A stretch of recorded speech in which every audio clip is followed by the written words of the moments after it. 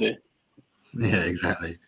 I mean, it's been like 3 years now, right? It's been 3 years since we've done this. That's crazy. Yeah. That's great. Did you employ a marketing person to do your marketing for you? What? Did you employ someone to market this, to get out there on social media? And No. Literally, I just put a few posts out. It was more just more to, like I said, I just got a bit nostalgic. I saw Memory on Facebook saying we were doing this. We used to do this during lockdown. Yeah, it was. You know, we had an action one, didn't we? We did Christmas special. I wasn't on all of them, but I remember there's a whole bunch of different ones. Yeah, exploitation cinema, of course. I did do the infamous exploitation cinema one. That got us in the crosshairs of YouTube's demonetization scheme. Yeah. It wasn't removed, I guess. It's there for anybody to see it if they want to. Yeah, it never got removed. Really? No. One of the best, nice. one of the most fun streams we've ever done was the exploitation one. Yeah, that was an awesome one. One day in like 10 years, somebody's going to find that, and it's like, this is probably one of the most unhinged discussions about cinema ever on YouTube. mainly thanks to Eric, I would say. Yeah. I crossed a few lines, I think, but it's okay. Nuns. Okay. Yeah. I mean, we had 2 nun films. There was a lot of nuns. Yeah. A lot of nuns. Exploitation. Come on. I can't remember what else was there now. There was a lot of wild stuff there. And I'm pretty sure like most people kind of rewatch them again. So yeah, I don't know. Are we actually meant to do like an official introduction, Hustle? Shall we do one? Well, hello guys. Welcome to our live stream. We've got myself, Carlos, Dion, Eric, Dave, Pete, and of course Dimitri. I just thought we'd do one like a year in review. 2024. It's been a good year for cinema. Good year for physical media. Seen a lot of films. Dave's walked out of a lot of films. Yeah.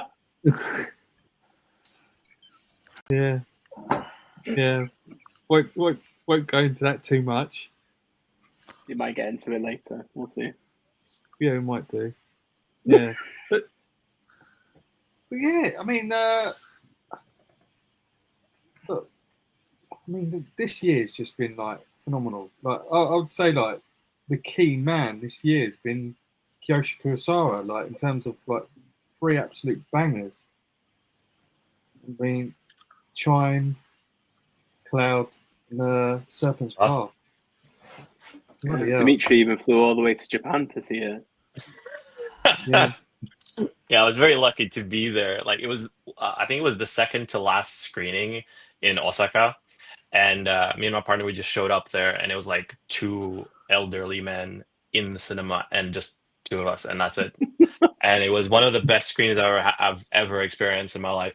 Also, they were selling merch as well, so like we got some like keychains and T-shirts and files, like folder files. Like they had 1 per person as well, so they had like limited amounts. It was so bizarre to see like merch for a Kiyoshi Kurosawa film. Like you would never experience that anywhere. I mean, he's been going to screenings with like a T-shirt done, like shooting out T-shirts at people. Which, that was in the States, right? Yeah, he's. I mean, that's amazing for anyone who goes to that and sees that. That is just like, that's phenomenal. It's a shame that they're not getting any sort of European distribution whatsoever. Like none of them, really. I mean, Chime is still stuck in that NFT weird situation and whatever that's going on. Cloud, I don't even know. Like, I mean, does it have US distribution? I don't think so. Like it just leaked. That's it. Mm-hmm. Serpent's Path, like that's probably the least commercial of them. Like that's the one that would be the most difficult to market. Maybe like in Europe. I think it came out in France, right? I think it was supposed to come out. I'm not sure if it's out. But can't remember anymore. Eric, have you seen any of them yet? I watched Chime on the down low on Daily Motion. Somebody uploaded it. Oh, what do you think of it? I enjoyed that one. Yeah, I thought it was. It's one of those that I'd have to watch multiple times to really kind of absorb it. But I enjoyed it quite a bit. Yeah, I loved it. I absolutely loved it. I mean, I tell you, Cloud though is one of those films which is like two films. Like Yeah. that last act, the film just completely turns into something else.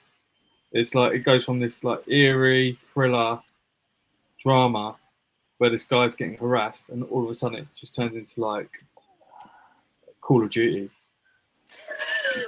It's just mad. Yeah, that was great. I think the rewatchability factor is very strong with that one. Like, if I rewatch Cloud now, knowing what happens in it, it's going to be an entirely different experience. Like Huss, I remember we sat there, and as soon as that kind of tonal shift happened, we looked at each other. We're like, "What?" Yeah, that. Yeah, I loved it. But I think Serpent's Path is his best one this year. Yeah, it's so good. Serpent's Path is very much my film of the year. I think, like, against all odds, against everything, like, really, there was nothing quite like it. Yeah, it was up there for me. It was in my top 5. Definitely. I get one of his films over Christmas and streaming. I haven't watched it yet. Doug Monton or something. They won from the 2016. One of the French ones. Oh, Daguerreotype. That's it. Yeah, That never one. remember the name. It was one of those ones that was going fairly cheap. I thought, I remember. Oh, it's him directed it. I'll give it a shot. Yeah, that era was very interesting for him, I think. Yeah. Yeah, the thing is, you can get a lot of like Asian films like on iTunes and things for like £1 or £2 sometimes if you just look at the cheap ones. There's some bizarre Really? ones there. Yeah. In the UK, Oh, yeah. wow. Like I've got tons of stuff just on like Amazon and iTunes that are like £2 or £3 just because I just look through the trash and you find stuff that's much better than this should be there. But you kind of Sometimes they have like weirdest posters as well. Like you wouldn't expect it to be like a good movie based on the poster they're using for it. Yeah, because you have to look for the directors who are a proper director in this trash pile of all these other horrible looking films, and it's like it was worth it going through this today to find this film. I mean, Korean film posters are just the worst. It's just like it has a whole cast like this, like they're just taking a family photo, and the film like, could be like a real dark film. I mean, I know they did that for Memories of Murder, where it's just like they're just taking a photo like this. Well, it's a cheerful film, and the murder didn't get caught. It was cheerful for him. Yeah, That's true. I mean, I remember like what was that movie, Deliver Us from Evil? I think the Korean one, and the entire marketing of that in the UK was about starring Lee Jong-jae, like the star of Squid Game. Like the only marketing they did for that film is just based on the guy from Squid Game. That's it. Like that's the selling point. Yeah. Well, that's it. I remember when I went to see Hunt, the UK, and he was there, and it was just people getting like autographed Funko Pops from Squid Game. Just, oh my god! Yeah, that's another one I got cheap from iTunes. The Hunt. I'm watching it, but you find that stuff, and it's like they're just selling it for £3 or £4. It's like it's great. That's crazy. I mean, that's really good though that it has like proper UK distribution. I quite like that movie actually. That's surprising actually that it has UK distribution. Wow. Yeah, it's just trolling through it. You can actually find some really weird shit, and there's like some really cool stuff. And some other ones you think it's only £2 or £3. Give it a shot. What the hell? Yeah. I'm just saying, I watched about 30 or 40 Korean films last year, but I can only think of Exuma. Yeah, catching up on on the classics, but I can only think of Exuma and The Child that was like recent. So what have I missed? They're both Korean, aren't they? And they were both from last year, so they kind of count as put them on your best of list. Although The Child probably didn't quite hit the mark, but Exuma was fantastic. Exuma was good. Have But I missed- also, I'm not what sure else, if you, what else you came saw out last Escape. year there? What's that? But what Dave, else? did you manage to see Escape, like the Korean one? It's about a guy who is kind of on the No, who's trying to escape from North Korea to South Korea, like run through the border. no. I saw Road to Utopia, or the documentary. Was it Road to Utopia? A documentary about this guy who was getting people out of North Korea. That was amazing. Beyond Utopia documentary. Yeah. That was amazing. But It never goes the other way round, does it? You never get a South Korean wanting to go to North Korea. well, That'd be Yeah. cool. yeah. I feel like I've missed out because I mean I just can't think. And there's not many releases. I mean, there are only 2 releases I can think of. No, I think that's been kind of the same across the board, isn't it? With like, I think international market this year, it's just been really weird. Like, doesn't matter what territory you think about, even Japan or France, Germany, whatever. Like, none of them have kind of like released that much in the UK. Obviously the strikes kind of like messed up so much stuff for a lot of people anyway. But it just looks like people weren't even buying like the foreign market, which is weird because there are some good films out there. They're just kind of like. I'm even surprised, like by the stream, the new Sang-Soo film's actually coming out in the UK next month. Oh, that's I annoying. think at the end of the I just month. bought that in Yeah. Nova Media on their sale. That's annoying. ICA have it, and I was like, what? It's weird, but especially when you think about the Kurosawas, like you think surely, Cloud definitely, because it feels more like, if you were to sell something like Q or a Pulse, you'd be like, this guy made these movies, you might like this movie, kind of thing. It's very marketable. Nobody wants it. I mean, it's, Yeah. it's very accessible for like a non. It's someone like who doesn't his like old school work, non- isn't it? Yeah. And I think that's the weird thing. It's just kind of like, I was lucky. I caught it on like this like viewing platform for Venice Festival, and I was just like, oh shit, I've got like 24 hours to watch this movie. I need to cancel everything, or I'm not going to see it. And obviously, I know that you and Dimitri had a date night to watch it in Selfridges Cinema, right? Posh. That was so ladies. bizarre. That's so bizarre and Yeah. like ridiculous price as well. Yeah. How much was it? Do you remember? Like, 20 was it like 20 20 quid? 20 quid per ticket. Yeah. It's crazy. It's nice to see some familiar faces in the chat as well. Dustin's there, Adam's there, Andre, Zodicon. Some, regular faces. So nice to see you all. Yeah. What we got? Oh, we got Dustin is saying he can't find Chime anywhere. Cloud is on Dailymotion as well as Serpent's Path. Oh, that's Serpent's sick Path. that they actually uploaded Serpent's Path on Dailymotion. You can That's see really Eric. good. Eric's going to review it this week. It's going to go straight on the review. I think you're going to love it, Eric. I usually don't like reviewing stuff that I don't see legit. Because at the end of my reviews, I like to say where to get it. But I make exceptions once in a while. It has to be one of the big ones. You think like a Kino Lover or something like that would get it in the States, but Yeah. it's a weird one on that one. It's so I sad. It would really make don't way get too it. much sense. Yeah. Well, that too. Yeah, I think I feel like obviously they're it'll just be- kind of like not getting anything these days. Like they're just releasing, like they're focusing more on like their 4Ks these days, like of their collaborations with Universal and whatever. Like they're releasing Snowman on 4K, or what? Like is Snowman the one with Michael Fassbender? Oh, yeah, like- I saw that the other day. Like they're releasing that on 4K, and I was just like, it's so weird. I still Bizarre, haven't isn't watched it? that. I've had that for years. I still haven't watched it. And you're not missing much. Yeah, I know. I mean, I bought it and it was upgraded now. It's in 4K and it's like from streaming, and it's like I still haven't watched it. It's like eventually I'll get into it for a bad movie at some point. I mean, okay. Well, talk about bad movies then. Let's work the room and get this going. So, if there was a bad but good movie for 2024 for all of you, what would that be? What? In a, Sorry? vi- in a violent Bad nature. but good film in a violent nature. Bad but good film. Wow. A bad but good film. The Beekeeper.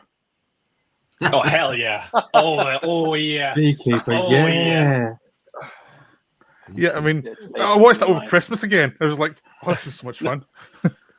Well, actually, what was that? That Guy Ritchie film, the one with Henry Cavill. Oh yeah. It's got a long title, hasn't it? The Ministry of Ungentlemanly Warfare. Yeah. Yeah, it was way too long, but it was still fun. Yeah.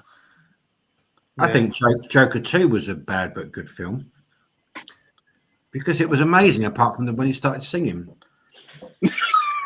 Go in there not knowing it's a musical.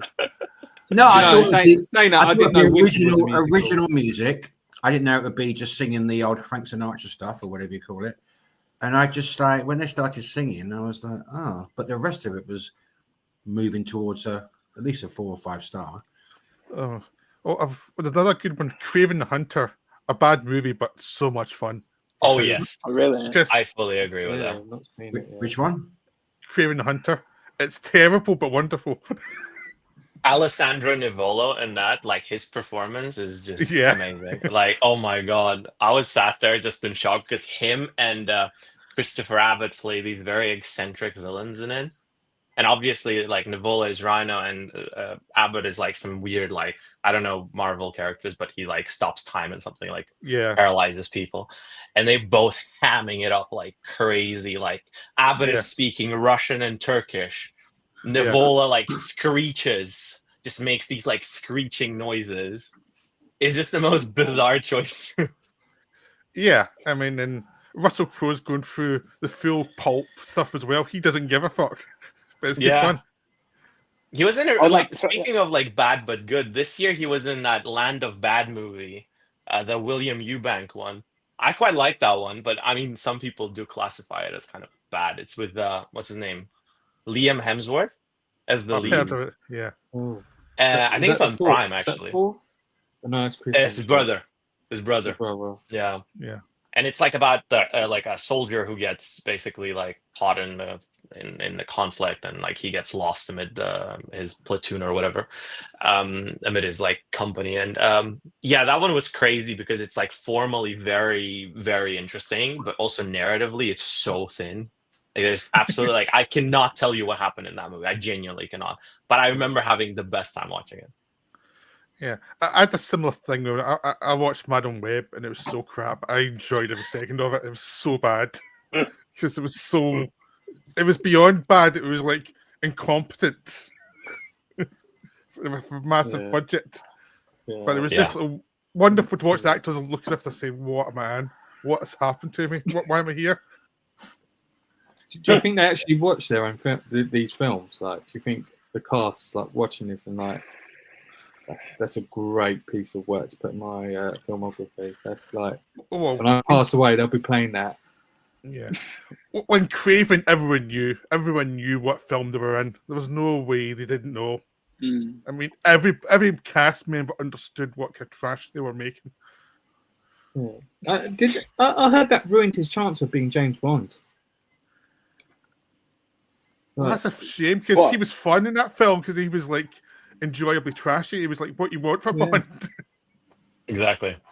Like, and you know, the director is actually really good. Like J.C. Chandler, I really like his stuff. Like Triple Frontier, A Most Violent Year, like really good stuff. And then this movie comes along and it's just like nothing like his other films. Absolutely nothing. Oh, I didn't realize he did that. Triple Frontier was really good, very underrated because it was. It was so depressing. It was like trying to be the sorcerer. He did that Robert Redford one as well, didn't he? The Alone in the All Is Lost. Boat. Yeah. Oh, I didn't realize that was him. Yeah. Oh shit, that's crazy. How the hell do you make like all these kind of like good movies and then make anyway? Like he's made his brilliant bad movie now. It's still part of, it's like he can put that on his CV and say, top that for crappy but brilliant. I hope he made some good money from it. That's the only thing I can hope. Yeah, I'll live for some of those bad movies. I want to see for a year and I'm quite happy. I feel like last year was like good for that. Like even if we look at the years before, like we had good like bad movies, but they were like painful bad movies. Even last year we had that with like Red One, for example. Like that's just that's just like a really bad film. Like just you're watching it and you're like, the choices just, dude, I don't understand how this could be, like how this could happen. Like, what was The Rock doing? I know he had some troubles with WWE, but like, oh my god, like his troubles were so bad that he made this shit film.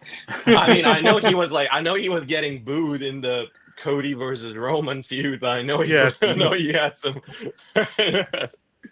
but like, desperate for cash.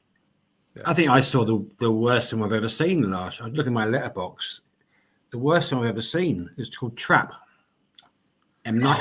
No, I was waiting for. I'm just looking at my letterbox. It's like I love his work normally. That was. I mean, I also the Megalopolis. I didn't like that very much, but I think when I rewatch it, I think I'll like it. I'll get it. But Trap. Yeah, I've pre-ordered Megalopolis from Italian Amazon in 4K, so I'm a fan. I'm gonna try it. Yeah, I love Megalopolis. I love that movie. Yeah. Same with Trap, but I get the divide on that one. I fully understand that one. Yeah. That's my second favorite film of last year, or third favorite film of last year. Like, I absolutely adore Trap. So much respect I had for you. Yeah, I love it. That it's actually I've just Dion give it 3.5 on a letterbox. So it's like it could be just me. But, do you know what was the worst film for me? One of the worst films was The Apprentice. Oh yeah. Oh, you like Carl? You liked it, didn't you, Carl? You said it was pretty good. I wasn't going to watch it because everyone said it was rubbish. Then Carl watched it and liked it, so I changed my mind. No, I think I gave it a 3. I think 3 out of 5. Oh, a 3 was it? No, passable then. Okay, fair enough. It was all right. Yeah, for me the most painful one was Argyle. Argyle just destroyed. Oh yeah, that was garbage. Yeah, I like the director. We bookended the year with like Argyle in the start of the year, and Red One at the end of the year. Yeah, no, I was looking forward to it as well, and it's so painful. It was like. What was your worst one, Eric? I've been very selective the past few years for like newer stuff. Nice. I mean, The Beekeeper was definitely entertaining, even though very questionable film quality or whatever. I didn't see that many bad new movies though. Yeah. So I've started reading Pauline Kael, and she's teaching me a lot about like how you can really, some that you think a movie's great and she just destroys. Have you ever read any of her stuff? She's I know she's obviously dead now, and she but her writing is incredible, and it does change the way you look at movies. It just sets the bar a heck of a lot higher. I looked at my top 25 and I thought, I don't think they would normally make it. So I'm not sure about last year actually. But London Film Festival saw some great movies at the film festival for a change. That was great. Compared to the previous year. Yeah. Well, for me personally, yeah. I mean, we had some good times though. Dave, it was not all bad. This year. The year before, I wasn't. I don't think I actually saw a bad film at London Film Festival this year. Actually, you walked out of Blitz for crying out loud. Yeah. Yeah, but I was hungry. That's different. I wanted a burger. So you paid, I did rewatch it. I watched it with my mum, my 86-year-old mum, and even she wasn't that impressed. Yeah, didn't Dimitri hate it? Did you hate it, Dimitri?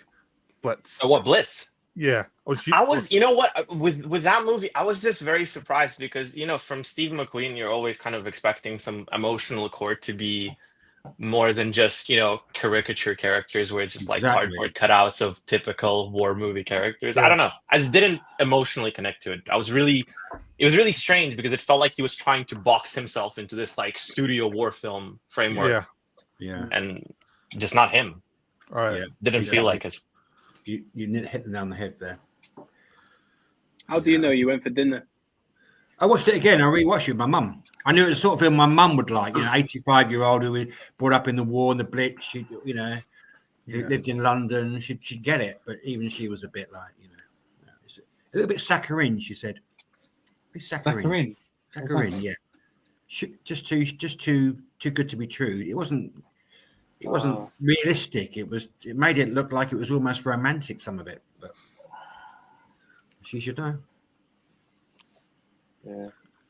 I'll tell you one film I liked, even though I feel like it was still a bad movie. I actually quite had a good time with Salem's Lot, even though I was like, there's potential here for it to actually be a better movie. Because obviously it's such a big book. I watched it and I was like, do you know what? There's something to this. And I wish there was more. But it's still a trash movie. Like that's one that I came back to a few times. I was just like, that could have been actually better than, you know, God knows what they cut and whatever. But I thought, it's not too bad. It's not too bad. Yeah, this is the worst of my year. I really annoyed that one. Just really? I liked the book. I liked the book a lot. Yeah. I read the book when I was younger, and I was like, this one just. Yeah. The other thing is, it annoyed me irrationally. Like I knew irrationally that I was getting very annoyed by it for purest reasons. So I was just like a jihadist against this film. I think I loathe the most is The Crow, probably though. I thought that was like absolute meh. Yeah. I mean, that opera sequence is pretty cool, but other than that, there's nothing in that movie. Yeah, and then that ass movie, the George Clooney, Brad Pitt one, was it called Wolves or whatever? Yeah. Fucking hell. I love that you describe it as an ass movie. Yeah, it's an ass movie. Like, genuinely, like, what the fuck? I'm sure Apple could do a lot. I mean, their TV content is amazing. Like, if you've not seen, like, Severance and Slow Horses, and, like, amazing TV shows, but the movies they create are, you know, ass. Argyle. Argyle, another one, you know. Yeah. Is Argyle an Apple movie? Yeah. The Apple movie, yeah. It was... it seems a lot that I saw that in January and I still thought it was the worst movie of the year. Yeah. Nah. I'll tell you something. I think Netflix seems to be just the only one making decent films. I mean, except for Amelia Perez. That's right. Perez, that was awful. That's right. That's right. That's right. That Vaginoplasty song like sticks in my head so much. Oh Lord. Like literally, but it's funny because like obviously Wicked fans have gone mental because it lost Best Musical to Amelia Perez. And then they're obviously playing they're playing the La Vaginoplasty song now, and they're like, you know, the doctor is like tone deaf. Zoe Saldana clearly can't sing to save her life in this thing. You know, talk about like cutting penises, making them. I was just like, I still remember watching that movie, and I was just like, this is like a very reputable French filmmaker. Jacques Audiard has made like, you know, The Prophet. He's made Rustin. His filmography is amazing, isn't it? Yeah. Exactly, and then you know, but like I've said this before, but Sisters Brothers for me is like mid tier. But Amelia Perez is probably the worst thing he's ever made, in my humble opinion. But I mean, clearly I'm wrong because the Academy are going to give it like 10 Oscar nominations by the sounds of it. BAFTA's giving it loads. Well, it won 4 of the Golden Globes. I'm like, this is crazy. Like, I just don't get the appeal at all. You see, that's the thing. I was not going to watch it right until you just ranted about it. It makes it sound so bizarre that I'm like thinking, I mean, maybe I should watch this. Peter, it's fantastic. It's a fantastic film. Hear the Vaginoplasty song. Please let me know what you think of the lyrics because they're mad. Right. Yeah. Hey, The final amazing. sequence as well. The final sequence as well. Just like for me, I was just I checked out completely. I feel like by that point I was just gone. I loved it too. So, Wonderful film. Give it a watch and see what you think. Yeah, absolutely fantastic. Top 5 I think, for me. It was, wasn't it? I think it was. I did see it. It was probably the second best film of the best film of London Film Festival, and The Assessment was probably the other one that I remember the most. But yeah, someone's put Alien Romulus. I thought Alien Romulus was really good, actually. Not seen it yet. I mean, Yeah. Dimitri I enjoyed it. Oh yeah, Dustin, I very much agree with you. I fucking hated Romulus. Apart from I'm the sorry. ending, the ending was stupid, but up till then, I was pretty solid. I couldn't get on with it. I just didn't like the cast. I just couldn't get on with them at all. It was like they were straight out of Attack the Block or something. And it just didn't fit. It didn't fit. They're all a bunch of rude boys. Try Yeah. It was just weird them being in that universe. I just couldn't.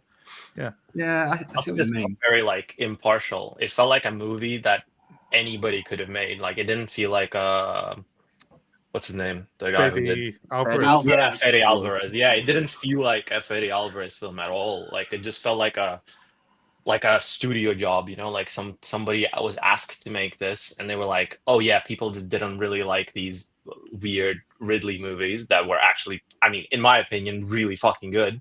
I still love Covenant to this day. I think that's a great movie. But like they were, oh yeah, too dark, too dour. Make them more fun. Make them more like nostalgia baity. Let's create this like, oh yeah, let's say the line just because you know the line is famous. Oh yeah. No, it was weird. I started off enjoying it, and then as I went on, it became more annoying because it was just more fan bait, and I was like, but I didn't mind it though. It wasn't really that bothered because it's like, well, I've seen bad Alien movies before. You still have to beat Alien Resurrection with me for being the worst one. And I know some people like it, but I don't. Resurrection. Yeah, I know that's my favorite director of all time. Directed that movie. Did you watch favorite director of all time? Janae. Yeah. I did watch Alien 3 Director's Cut, the work print cut last week, and it was just rewatched, and it was gorgeous. It made it Romulus look pretty weak in comparison. Yeah, at least it tried. Like Alien 3, like for all of its flaws, and people will say it's the worst Fincher film, sure, but it's like at least it tries to do something of its own. Yeah. At least tries to create this like sense of commune within it. At least there's something to it beyond like, oh yeah, we have prosthetic face huggers. I mean, cool, but also like, what else is there? Fassbender kissing Fassbender. Exactly. We needed more homoeroticism. Yeah. See, Dimitri, when you Covenant. said, go on, Pete. I like Covenant actually. I wasn't so keen on Prometheus, but I like Covenant. Yeah, same. I really love Covenant. I really like that movie. It's so weird, but it's wonderfully weird. It was just bizarre and tons of weird ideas. It's so cynical, and it's so cynical, but also so weirdly, like I don't know, like it loves and hates humanity. It's just Ridley going crazy. Ridley's been going crazy for about 15 years now. Let's be honest. Yeah, true. I mean, in a good way. It's magic. It's just whatever he's doing. I want him to do more of that. Just the way he even goes to historians. It's like, hey, fuck you. I don't give a shit about my historical inaccuracies. If I want sharks in the Colosseum, I'm fucking doing it. You know. Yeah, that's how you should work. I mean, I was watching that, and like, how did they actually have it underwater? What? I don't get it.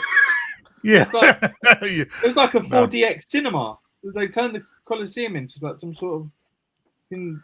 It was mad. Absolutely bonkers, that film, but I actually had a good time with it. Same. I didn't. I really didn't. Going back to Romulus, though, I still hate that film because I program a cinema now and we showed Romulus, and the sound mix was so just like all over the fucking place. It exploded our subwoofer. Like genuinely, like literally, our subwoofers exploded because of that fucking movie. The mix was just like horribly stupid and not making any sense. So, and I tried to tell Disney, like, you got to pay for like new equipment for me now because your movie broke my speakers, and they said no. So anyway, it's fine. I tried. I mean, honestly, you have a more valid reason to hate this movie than any of us probably. So it's all right. You put an insurance claim, can't you? Alien Romulus broke it, and they might. Yeah, so like some xenomorphs cool. did some stupid stuff. You might have a film buff in insurance company. I mean, anything else in 2024 that was like good but bad, or what? Actually, let's move forward then. What was the movie you were looking forward to and was actually crud? Actually, what? Like terrible. Like you were really looking forward to seeing something, and it was actually terrible. Trap. Well, while you're thinking, I can think of one that I was looking forward to so much. I'm not saying it was crud, I'm just saying, like when Dimitri said with Romulus, anyone could have directed it. I know I'm probably going to stand on this hill on my own, but I felt that way about Nosferatu. Oh, yes, 100%. Get him off the stream now. What's he talking about? I'm in full agreement with Carl. Thank you very much. I mean, who's the admin here? And I love. I mean, Robert, I absolutely love The Witch. It's probably one of my favorite modern horror films. I love the Herzog, Klaus Kinski, Nosferatu. So I had such high expectations for this, but for me, it just felt like such a generic. I'm not saying it's bad. I'd say, I don't know, 3 out of 5 or whatever. But to me, it just felt just like a generic. When you think about Robert Eggers, I thought there was it's like, where was the risk? Where was the Robert Eggers in the film?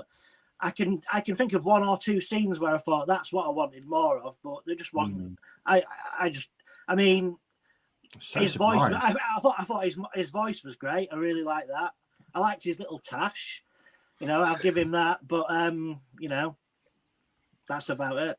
Wow, how do you pronounce it? Is it Nosferatu? Nosferatu, isn't it? Nosferatu, yeah. I think Carl really he nailed it, because I've very much felt the same way about it, because I was very surprised to feel the same way about it, because I was really looking forward to it as well. Considering I really like The Witch, I still really do. I mean, The Lighthouse is fantastic in its own right. I mean, The Northman was kind of him more going into a studio territory. So I mean, I would much rather watch Conan the Barbarian than watch Northman, if I'm being honest with you. I feel like I would have much more fun watching a Conan film than watching The Northman, and they would do pretty much the same thing. Sure, I'm being facetious about it, but Nosferatu just felt like, I don't know, it's for a film that's a copy of a copy of a copy inherently, it's already is because obviously Bram Stoker's Dracula exists, Herzog's Nosferatu exists, Murnau's Nosferatu exists. What is new in this iteration? What is something that's going to bring us in and make us feel for these characters? The way it was advertised is that it's going to be the psychosexual engagement with these characters. That's how I wanted it to be. I wanted to see it to be kind of more engaging with the kind of the primal urges that one would have, and the film just kind of just does it in the most off-screen way. You just have those moments where it's and he does it. It's he the smash cuts, the jump scares. It feels like a modern horror film. It feels like a film that's not. It's he plays with the historical accuracy when he wants to, but when he also wants to play with modern horror tropes, he does that too. So it's this really weird blend of the two techniques that I just didn't find very they didn't really gel together, and the characters just felt paper thin in general. I didn't feel anything at the end. I wish I did. But doing that poorly, especially with him directing. Now was going to be the time where it was the chance to do something with it a little bit different, not just. And it's the sort of main leads. Same with them. I just thought I just didn't believe the words coming out of their mouths at all. I just thought it was. I didn't feel anything for any of them. I just thought, nah, I'll go back and watch the Herzog one, I think. Yeah, I mean, Isabella Gianni is fantastic in that, and I think Lily Rose Depp is very much channeling Isabella Gianni from both Nosferatu and Possession in this Nosferatu. I think she's very much inspired by those performances, but I think also Eggers is so controlling of every single aspect of his films that he does not really allow his actors to experiment beyond what he told them to do. Even the camera, the camera is so rigid. The way he moves the camera, he wants it to be according to how he perceives it. And for me, it felt like it's limiting. It limits the shadow work that he could have done. It limits the narrative that he could have created. It's all just very much within the confines of his camera. But again, I'm the contrarian here, I guess. Are you that? So who actually liked it on this stream? Is it just? I like it. Oh, thank goodness for that! Because I watched the Herzog version straight after it, and I thought it was hilariously bad. But I'm starting to doubt my own. I mean, what you're talking about, Dimitri. You're certainly selling it to me, but I have one ally with Dion. Thank you, thank goodness for that. It's all right. I started doubt. You doubt yourself when someone's so eloquent and annoying. I mean, as Dimitri can yeah, be. but what you need to think about it is like, Dimitri, I get what you were saying, Dimitri, but I absolutely loved. I saw it in IMAX on the front row, so I had a kind of a obscured view. So I'm going to go and see it again. But the more I think about it, the more I loved it. And you I think that's the consensus, Dave. Like, I think that's kind of. Oh, sorry. Okay. Well, if you're in the backwoods of Scotland, you can't see it because it's in a few cinemas. Yeah. It's like. Is it quite limited around yours? Is it? Well, just my local cinema doesn't have it, and the weather's terrible, and it's not really worth traveling very far because the weather's awful and there's black ice and everything. Is like it's not worth it for one film. No. So because obviously it's got a strong box office in the UK at the minute, and I think it's going to be out for a while still. To be honest, I mean, yeah. But for me, like I like all kind of vampire film anyway, and for me, I was quite interested in it. I sat there. I mean, I've seen it twice. I saw it with my mum last Friday. She fell asleep watching it. But my mum loves like horror vampire films, and she fell asleep. She fell asleep through the whole movie, and she said to me within 20 minutes of it, "This is really slow." And I was just like, "I'm really engrossed in this right now," and I was just like, I couldn't take my eyes off the screen. I think in my head sometimes I think to myself like, it would have been interesting to see if Anya Taylor-Joy and Robert Pattinson were in this instead of Nicholas Hoult and Lily Rose Depp. But I thought in general, I quite liked what I was doing. But I think my problem is that I kind of got sold the concept of this was his passion project for like at least the majority of his career. He made a stage show of Nosferatu when he was in high school, and this is something that he's always wanted to do. So his interpretation obviously is very strict, and clearly it's what he wanted to make.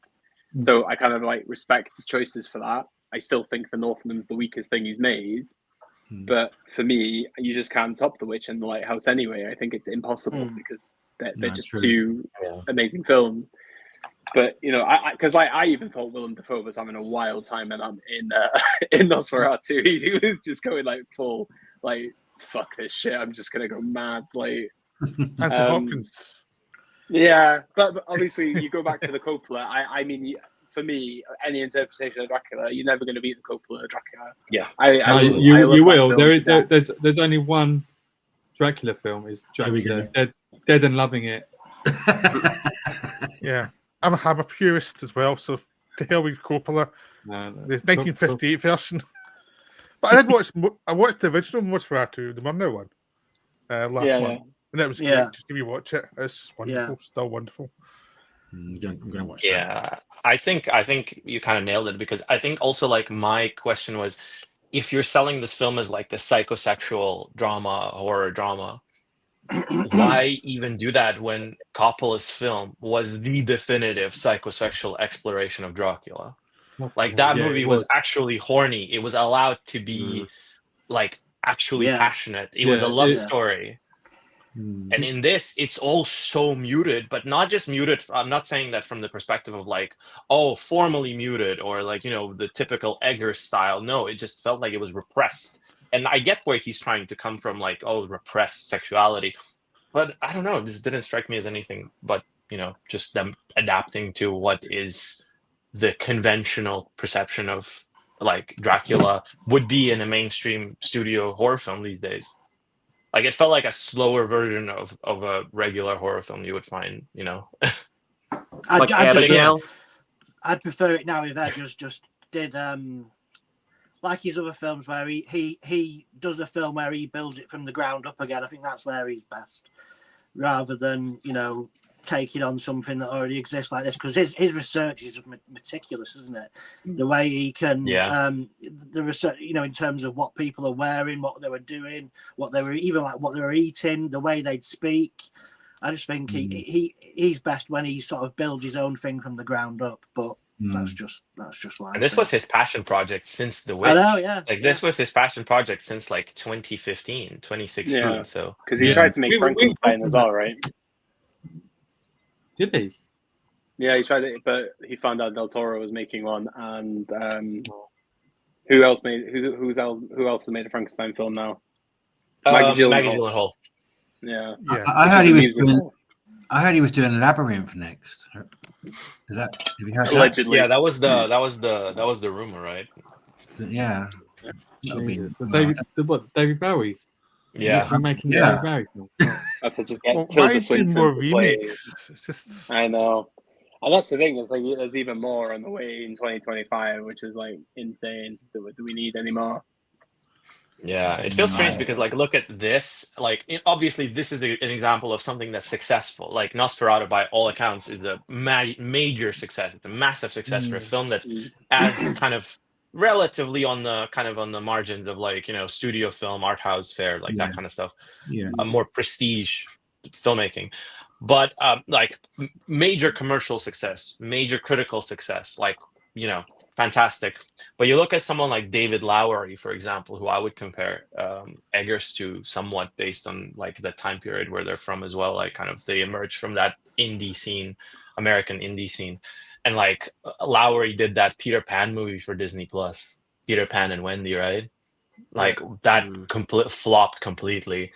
I don't know what he's doing now, but I remember the last thing. There's a movie coming out this year. Really? Yeah, I can't remember what it was now, but he showed up in Queer, right? Like I remember him showing up in Queer as a cast member, but that's it. Like I'm just wondering where we're headed in terms of like these interesting filmmakers doing studio projects these days. Like you can do something like that in an interesting way, but you can also do something because he like did that Pete's Dragon adapting. as well for Disney, right? Yeah. Oh yeah, I really like that movie. Actually, I really like that movie. Yeah, sorry, ugly enough to be wise. Hello again, and going through it here also. Ugly enough to be wise says, "Okay, I think Covenant was dreadful, so they agreed to disagree. Nice flute though. It's all about the fingering. He'll do the fingering. yeah. Nosferatu was about as sexy as a honey ball with rabies. Nice. Fair enough. Watching Lily Rose death in Nosferatu, all I could think about was how much better Evergreen was in that one solo episode of Penny Dreadful. And as far as Channing Anjani from Possession goes, I'd say Sydney Sweeney in Immaculate was better. Oh, good. Yeah, well. That's a good shout, actually. People were kind of mixed. Like it's a good movie. The ending is just one First, of the best. First Omen was better. It's in my mind. That's right. Almost as good as the ending of Pearl, I would say, even better. I'd say best Scream of the year, definitely. But yeah, I did prefer the First Omen. First Omen was just for an ending of a movie. I just weren't expecting it. Like when I remember seeing End of Pearl, just that lasted a long time thinking about it. Yeah. Same with Immaculate. But good on Sydney Sweeney. I know she's got her haters, and it's all about what she looks like. But she's a great performance, I thought, in Immaculate. I mean, her in The Voyeurs, man. What a movie. Oh, yeah. That movie was wild. Too sexy for me, Dion. Come on.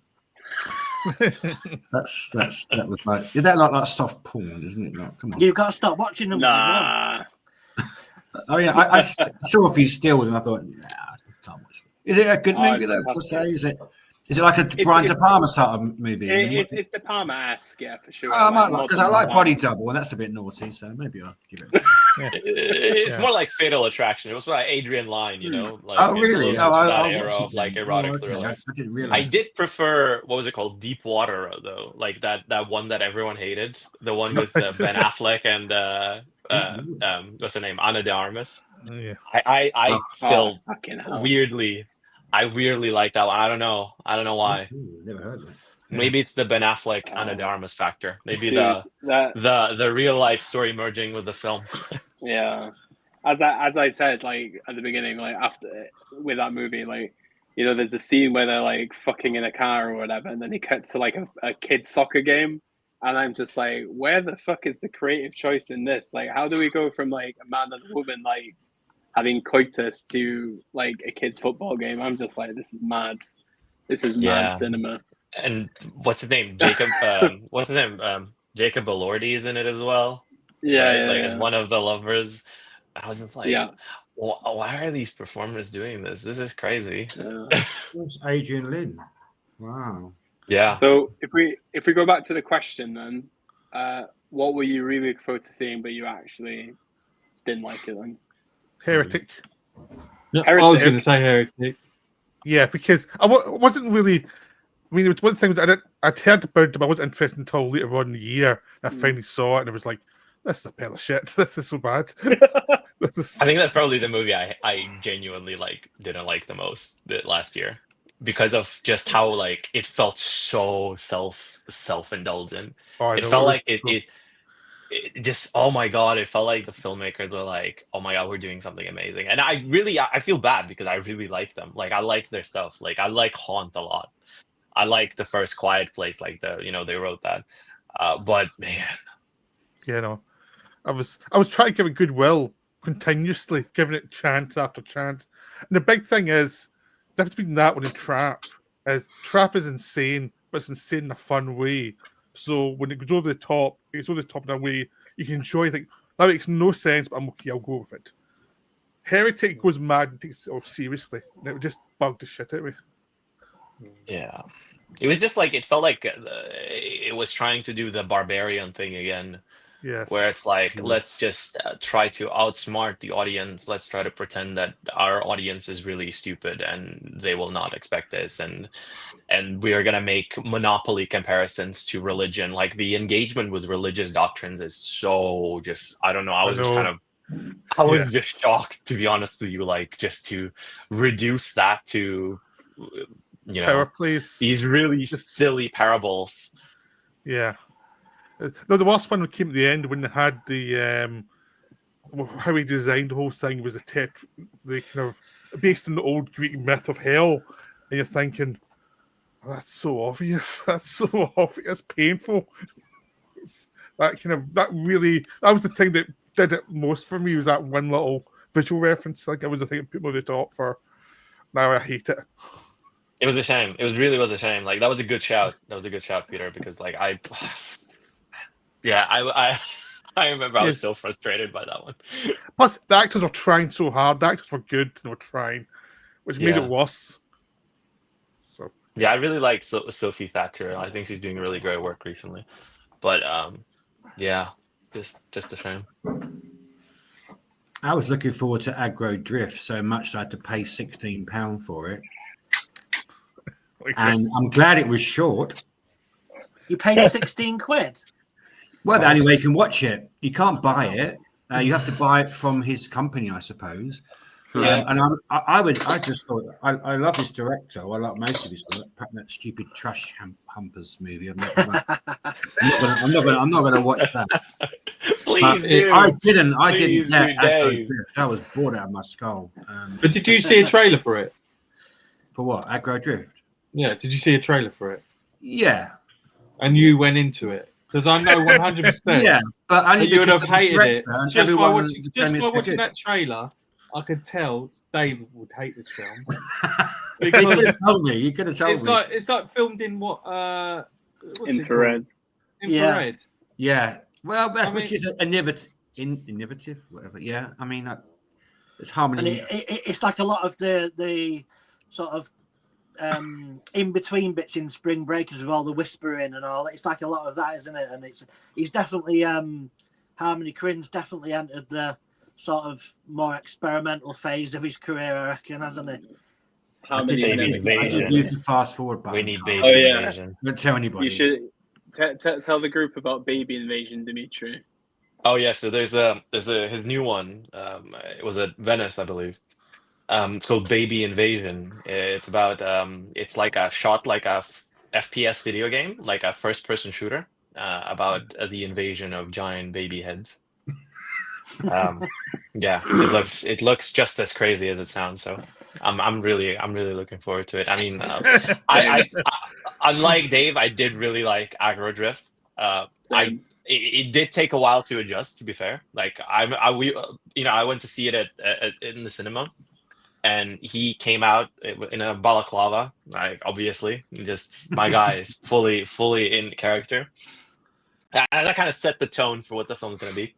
And then with like his big booty Latina wife, like he has he has this really weird relationship with his family. Like he's trying to be like a good husband and a good father, but also he's the world's greatest assassin allegedly. So it just that would have looked amazing on the big screen though. All the design work, when you'd get like I don't know what it was really doing, like when you could see all the sort of like the inner workings of their wings, and it was really crazy, wasn't it? It looked so good. Like all of the animal features, like some of them would wear masks, like the villain that wears a mask and he has like the wings on him, and like you can see I mean, I'm see still a giant devil in the background appear as he's moving, and they're sort of moving together, aren't they? And I thought it was great.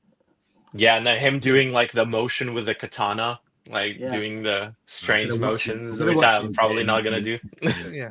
Does I own anyone it, think so I that? can watch it again. It's fine.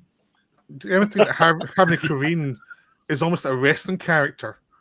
Basically, he's just like this persona that's almost like made up, like he's in kayfabe the whole time. Like his that's what the vibes I always get from him. He's a wrestling character. He loved wrestling in the 80s or 90s, and he's created this public persona to be this way. Yeah, I mean, Pete, like before the film, like, he introduced it, and he was like, "What am I going to talk about?" And he started like swearing profusely, and then he mentioned like, "Oh yeah, let's talk about microdosing." He started talking about microdosing. So definitely a very strange person. Clearly in character, like he wasn't being sincere. And the film is, strangely enough, I feel like the film is sincere, like amid all of that weird formal like fuckery that he's doing. Like there's a really, like, the core story is just of a insecure father who's trying to do best by his family, even though he's an assassin. Just I'm very curious what he does next. I think about once a year, I go back and watch that that documentary that's on YouTube, Gaspar Noé and Harmony Korine, where they sort of just wandering around where they've shot some films, trying to sort of like out nut job each other. I think it's great, them two together, a great pair. I can't remember what it's called now. Sounds They have a great dynamic. It's on YouTube. Yeah. Oh, I'm putting that on my list. There was one other film. Sorry, just one other film that I saw that was probably most really innovative. The sound design was fantastic. Bored the whole way through. Nickel Boys. Has anyone seen that? It's quite new. Not yet, no. Oh yeah. I've heard good things about it, but that's why I watched it. A lot of people's top films of the year. There's a few films like that I saw. Janet Planet was another one that was just bored. But because what you do at the end of the year, you look at all the people's top 10, you think, oh, I'm going to give that one a go. It might get into my top 10, to make sure you watch it by the end of the year. But okay, now if no one's seen it, I won't. Do you know what I've seen? I'm actually very excited to see them. Do you know what I've seen in everyone's list is Twilight of the Warriors. Yeah. Yeah, that's great. Everyone is putting that in. Yeah. Have you seen it, Eric? Yeah. It was very entertaining. Philip Ng just steals the show. Yeah. Old school, isn't it? Old school Hong Kong film, yeah. Yeah. I think that's a few weeks ago. They all felt like end of level baddies. The further on the film gets, it's like I thought it was great. Some great characters in it, weren't there? Yeah, I feel like that movie, like Cyclone's character, Louis Ko. He's fantastic in it. Like, he's just so good. Oh my god, like I genuinely, like, I shed a tear the first time I watched it in the cinema. Like, I genuinely was very emotional. It was the kind of like masculine melodrama I really needed in my life at that point in time. So that was great. It was like, again, coming back to wrestling, it felt very much like, like a proper like wrestling storyline, somebody taking another one under their wing, a father figure. In the second act, they're all beaten down. The third act, they come back and have the big comeback. That's very kind of also 80s action movie type of done really well. Definitely. Yeah, that I was. think I've just seen Philip Ng just get wasted so many times in movies, and it was nice to see him just actually get used appropriately for a change. Got a 4K release in the UK as well, didn't it? Yeah. The one with the booklet as well. Yeah. Well, booklet? Where's the booklet? I didn't see Yeah, it. it should be inside. It should be let me inside. check Open it up. Oh, yeah, that's fantastic. Yeah, it's a really nice booklet. Beautiful. It's good to see that Soy Chang's. I would say he's 3 for 3 at the minute between Mad Fate, Limbo, and that. To be honest, he's on a good run. Mm-hmm. Fantastic artwork, and then look at that. Never seen the Monkey King films though. I have. I like the Monkey King films. The first one's not so good, but the 2 and 3 are a lot better. Yeah, Okay. I agree. Yeah. It's just that when they change over to Aaron Quarker's Monkey King, it works better. They've done it in the first one. He's too overactive. But I love the Monkeys, the TV, the old Monkey show from the 70s and 80s. I used to watch that as a kid, so I was I had to watch. Oh yeah, you were partial to it. yeah, I love that story. So it's. Is that in your top 25 of the year, Huss? In your video, I can't remember. Yeah, it's in there. Yeah. I don't know where I put it. Yeah, Cool. but it's Speaking of crazy like Asian semi like action myth films, I watched Creation of the Gods last week. Ooh. It's this mainland China part 1. Like part 2 is allegedly coming out. Well, it's supposed to be coming out later this month for like the Lunar New Year. But the first one is basically this trilogy that was filmed, I think, in like 2015, 2016. They filmed all of them, but they have been making the CG ever since because it's technically like their Lord of the Rings. And I watched the first one, and it's just the most just bombastic, like blockbuster myth you would see. It has some really dodgy CG. Like there's one character especially who looks, I shit you not, like dead ass like that PS2 cutscene quality kind of character. It's like this. I'm not overly familiar with the mythology, but it's this like flying green creature. But the actual staging, the costumes, the designs of it all, just fantastic. I bought it on a whim, like at HMV for like £9 because I was like, yeah, I've heard of this. I've seen it. Wow. Like I saw it being in cinemas like earlier in 2023. But then I watched it. I was like, oh my God, I cannot wait for part 2 now. Like this is what all movies should be. This gives me that weird sensation of like being a kid again and watching like a fairy tale for $200 million. None of that like bloat that you would see in usual, studio movies these days. It's not a cinematic universe. It's just like a classic stories about fathers and sons, and the weird dichotomy between the older generation, the new generation. Amazing. I would recommend it any day. Like even my mom was watching it and she was like, yes, this is great. Yeah. I've got a soft spot for Wonder in their films. Those two, they're absolutely ridiculous and stupid, but I had a blast watching them. At the same time, just like it's really over patriotic for the Chinese, but they're so much fun, even though they're absolutely stupid. Yeah, I think they excel at that, to be honest with you. Like the Wandering Earth 2, I remember watching that and I was like, oh my God, this is like the most CCP funded movie you will ever see. Oh my goodness, this is great. Like you have Russians and the Chinese on the moon. Yeah. And I cried. And I fucking cried just watching that. I don't know. Maybe it's the Rusky in me. I don't know what it was, but it was just the weirdly sentimental quality to it that just made it very like Roland Emmerich on steroids. Yeah. I think the second one's better than the first. I know it's going to be quite a bit controversial. Yeah, I thought so. Yeah. I enjoyed the second one more. Yeah. Yeah, I loved the bit when the fight scene when the things might be taken off and the terrorists are attacking it, and it's so utterly ridiculous. It was like I just could not resist that. It was so insane. I think we're seeing a trend among a lot of us where we're gravitating towards a certain kind of cinema.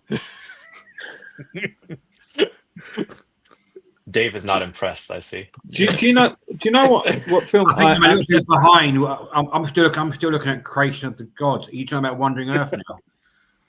Wandering Earth 2. Yeah, Wandering Earth 2 specifically. That's a long film, isn't it? From memory, I remember seeing like it's like 3 hours or something. Yeah, but it's almost like a TV show. There's bits of story, and they go into the next bit. I've So got it's not 4K somewhere. I'm sealed somewhere next to my coffee beans somewhere. I think I will watch it eventually. Did anyone see the City Hunter remake? Yeah, I liked it. I loved it. I thought it was like true to the manga. Yeah, it had the inappropriate humor and everything. Yeah, I liked it. Yeah, the real sleazy lead. Yeah, really. It's on really Netflix, right? Yeah. Okay. I mean, there was the Jackie Chan movie that was more like a Street Fighter homage, and then you had the Korean television series that was like just like a K-drama that was just kind of goofy. So I'll take this one.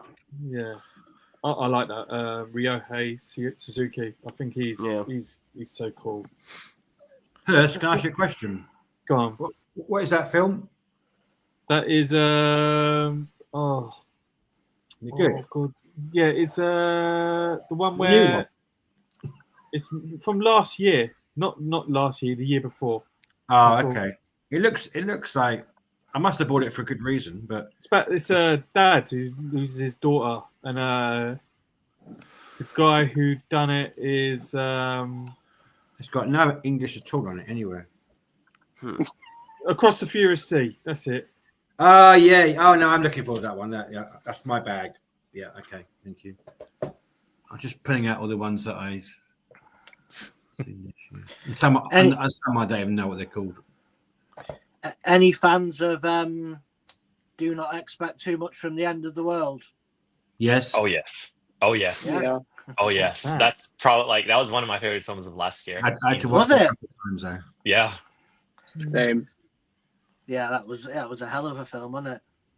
What was it? Bobita, right? Like, what was that character? Yeah, and she does these like mad Andrew Tate style TikTok sort of videos, doesn't she? And but it was really clever how they weaved that old film from the 80s in with this film, and the actual two characters cross paths. So I just thought it was brilliant. And the ending as well, that half-hour one take, with the still camera of the. I don't want to spoil it, but yeah. Yeah. 3 hour. It's Radu Jude, right? Yeah. Dion, it was Radu Jude, right? Yeah. Yeah. Has anyone seen his new one? No. Only you and me, probably. The 8 postcards, right? Like, oh my god, that was like Dion, you better explain it. I feel like. It's just basically like a really interesting like exploration, like to Romanian advertising and propaganda. It's just like, I don't know. It's better that you just kind of like, if you just know who the filmmaker is, just watch it, because it's just like, I don't know. I feel it's basically looking through like communist history, like basically how capitalism was essentially indistinguishable when it was within the like Ceausescu's regime, obviously like during the dictatorship at the time in Romania. The early stages of capitalism in like basically being this hilarious, absolutely inexplicable phenomenon in Romania. Like you would have these ridiculous ads on national TV, like portraying like Coca-Cola, but also at the same time you have Ceausescu preaching about communism, and his rendition of communism was obviously not communism at all. It was a dictatorship. So it's surreal. It's fantastic. It was one of my favorite films, of like one of my favorite documentaries of like the last year. It's really, if you like Do Not Expect Too Much from the End of the World, you would love this one. All right. You don't watch documentaries here, Carl? Every now and then, yeah. I've got too big a watch pile to ground myself in reality. Ugly Enough to Be Wise says, speaking of self-indulgent, I was really looking forward to Deadpool versus Wolverine. The first 2 Deadpools were fun, and Jackman back as Wolverine. I mean, come on. But the film was 80% fan service. I mean, that movie was just, again, ass. Yeah. Dion described it best. It's a $1 billion movie, I get it, but my God, I mean, people are like, oh, you must be excited because it was a Welsh Deadpool, and I was like, I really couldn't give a crap. That movie was just, but no, I agree. I mean, it's made a lot of money, and Disney are happy, but Let it be. Anybody seen the third Baby Assassins yet? Not yet. No, I'm dying to see it. I love the first two, but I haven't seen the third one yet. Isn't that the Harmony Granger movie you were talking about earlier? No. It's the Japanese series. Granger. It's like. Oh, what's that? Yeah, did I just say Harmony Granger? Yeah. Edit that out, please. Wait, Dion, It's good. Harmony Granger. Dion, you were asking all the questions, but you didn't mention your film that you found to be disappointing last year. Sorry, I was curious about to hear your Assassins, and I've added that to my list now. Oh, yeah. Okay, they sound really good. Sorry, I have to go back to my. I mean, I've watched too many movies, so I'm still good. I've not seen Boxman yet. Oh, so good. Film of the year for me. Did you watch like one film for every day of the year last year? Or did anyone watch? I watched 333. I managed to go over 365. But you did? Wow. Because I did festival. Get a life, man. Come on. I mean, I've had a lot of sitting in the house. I mean, for me, the film I was really looking forward to seeing, and I was disappointed. Well, there's a couple. Seed of a Sacred Fig, that Iranian film, I was really excited for. I thought it was more. And the other one for me was the second Rebel Moon film.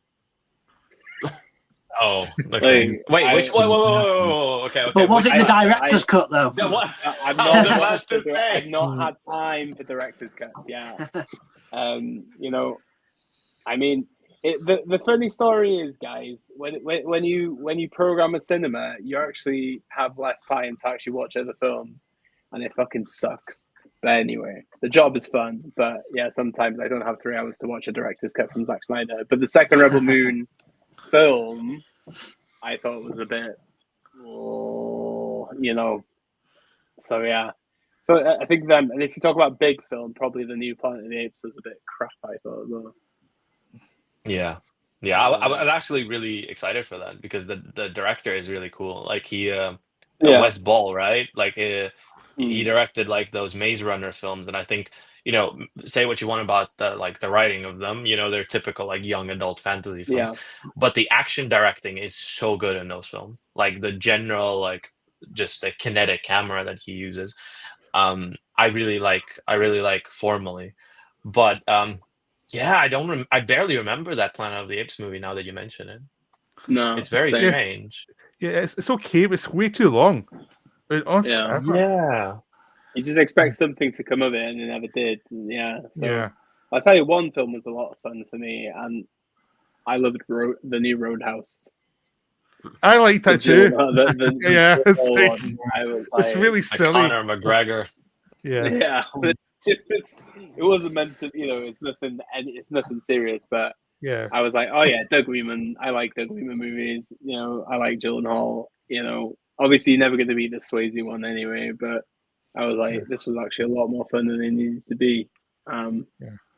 Very CG as well, very surreal in terms of how it uses they're making CG. A second one, right?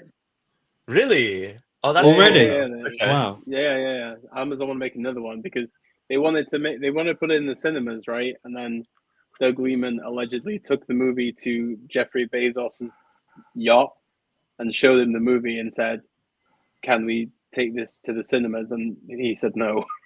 So, and I don't even know why they'd ask Jeff Bezos. Yeah, why would they ask him? Amazon. The guy sells stuff on Amazon. Well, Amazon owned it. Yeah. It went straight to Prime. Yeah. Dustin said even though it premiered South by Southwest, right? Oh, it did, right? It was like the only theatrical screening of it was at South by Southwest, but Roadhouse. Gyllenhaal and Lyman they did not end the premiere because they were in conflict with MGM at the time because they were trying to get it in cinemas. Amazon MGM is a messy distribution company at the minute. But an interesting one here from Dustin. He'll have Sleep. The film has some very unexpected surprises. I mean, I've seen it, but I can't remember when I saw it. That was good. Yeah, I liked it. But Andre just mentioned Grand Tour. Yes. Oh my God. Yes. We got Grand Tour mentioned. Yeah. Well, I I would hope it from our friend from Portugal, supporting his fellow Portuguese men. Great film. I mean, it's technically an Asian film, I would say as well. Yeah, it's Almost, probably yeah. one of the most. It's so immersive. I mean, I knew nothing about it going in to watch it, and it just was like, whoa, this is something special. Good film. This is in my top 5 of the year. I took it. You missed out. You would have hated it. You would have. Yeah, probably. You know, we did this bet when we came out of that. It was like, let's get Dave to watch it. Let's get Dave, and we knew he would hate it. I think I bought tickets and then changed my mind and got a better offer from another movie. I can't remember. It was the same when we went to see the Zhangke Caught by the Tides, right? We were like, I sat next to Dave watching the Zhangke. Obviously, everybody very excited. You know, the man was in the room. Yeah. We didn't even know he was going to be there. No. Like, Yeah. As soon as they said, we'd like to bring out Zhangke, it's like, what the fuck? Yeah, we freaked out when that happened. I remember, And he did it. we were, Dion, I remember we were looking out for Huss in the front row. He ran out. He ran. And we were like, oh my God, we need to see his reaction right now. Yeah. Maybe he forgot his Blu-rays. He didn't have any Blu-rays to sign, did you? I didn't even know he was there. The minute that the thing was like wrapping up, we saw Huss run. I was like, well, I know where he's going now. He's gonna go and take the guy. Obviously, he did. But yeah, it was hilarious. No, that was a lovely experience, wasn't it, Dave? I think you had a nap in that movie, right? I didn't like it really. I didn't like it. That's probably my least favorite film of the whole festival.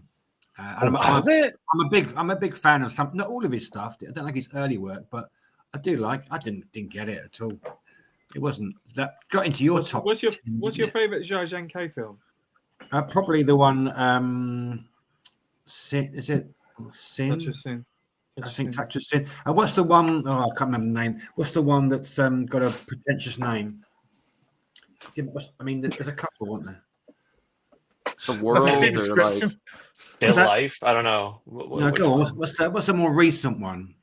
Reese. Oh, Ashes Purest White. Yeah, Ashes. Yeah. Pretty pretentious name. I love that. So pretentious title, but you really like it. Yeah, it's a great. Okay. I like Mountains, and then what about the Mountains? Is it Mountains Made Apart? Is Mountains Made Apart. Oh, Mountains Made Apart. Yeah. So there's 3 fantastic films, but it's like documentary film. Have you seen Platform yet? I hated that. Yeah. And Well, Dave, if it makes you feel any better, I'm currently doing my master's, and like 90% of the students are Chinese. And there's one student who studied a documentary at a university that's funded by Zhangke. And he said that everybody in China fucking hated Caught by the Tides. He said that the divide between Western audiences, the divide between Western audiences and Chinese audiences, apparently major. I even checked on what was it?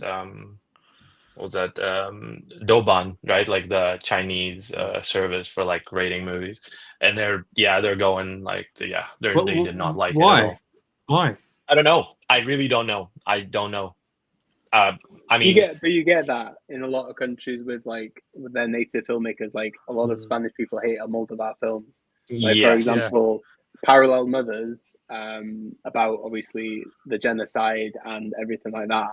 A lot of Spanish people hated that film because it kind of rubbed the history of Spain the wrong way. And then you do tend to get it. It's the same in France. A lot of French people hated Godard, for example, as well, for many reasons. It's just, I think it's just quite common. And I think obviously when it comes to Caught by the Tide, I mean, in France, they're fucking obsessed with it. But they're obsessed with Clint Eastwood movies as well, and most people hate Clint Eastwood. So each to their own, right? Yeah, absolutely. Yeah, I mean, in Russia, people hated Zvyagintsev films, right? Leviathan was one of the most hated films when it came out. Really? Yeah. I remember there was like massive controversy about it. Like it was one of the most controversial films at the time. Like Hard to Be a God, one of my personal favorite films. Oh, that's brilliant. Oh, it's amazing. Oh, is that the one set in mud and grime? That's brilliant. Yes.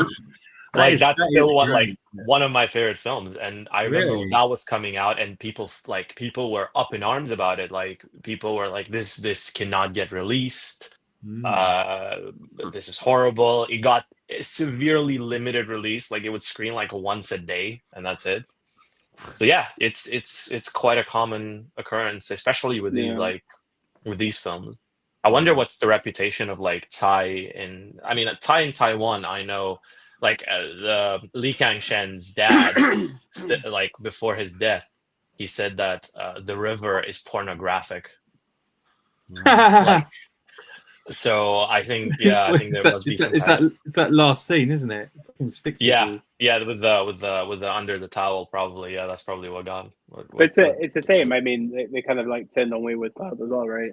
I mean, yeah.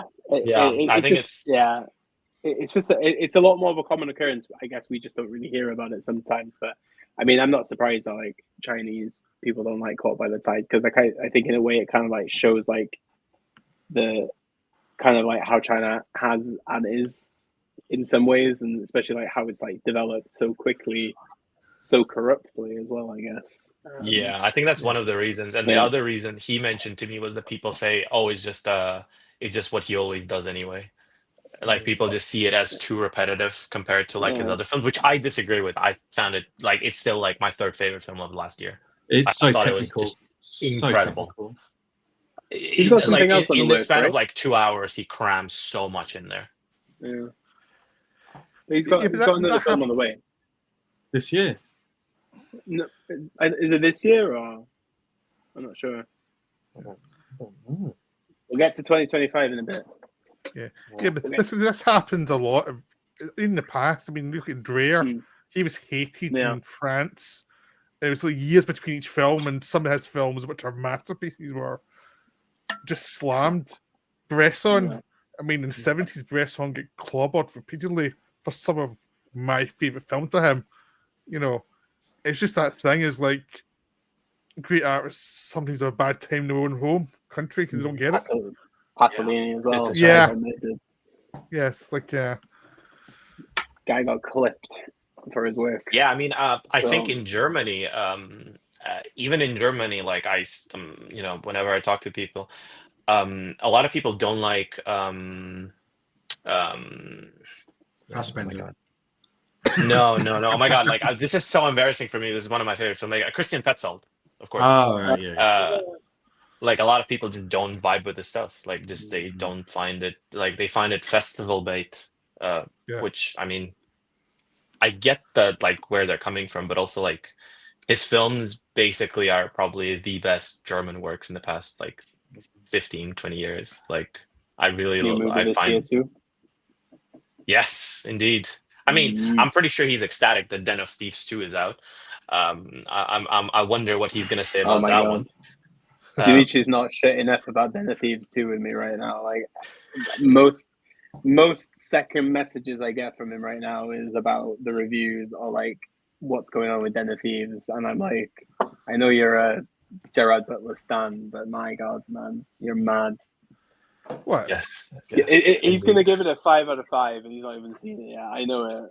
Like you don't know that. You don't know that. I know it already. I mean, even before Nosferatu, I was like, he's gonna give it a 3 or a 2, and he gave it a 2.5. So I can read you like a book by now. I mean, look. With sequels, I understand. Den of Thieves 1, I adore. Like, I genuinely think that's so much fun. Like, that's one of the most fun like action movies of the past like 10 years. Dirtbag Heat, as people call it, I feel like that's a very apt comparison. Like, perpetually hung over Jerry Butler chewing scenery throughout the whole movie. Give me more of that. Absolutely. Like, whenever something like that comes out, fuck yeah. Like, there's that Jason Statham movie by what's his name, David Ayer, right? Like coming out like in 2 months. A Working Man. What? Working Yes, Another yes, one. a working Oh, that man. was a Yeah, trailer. That's so.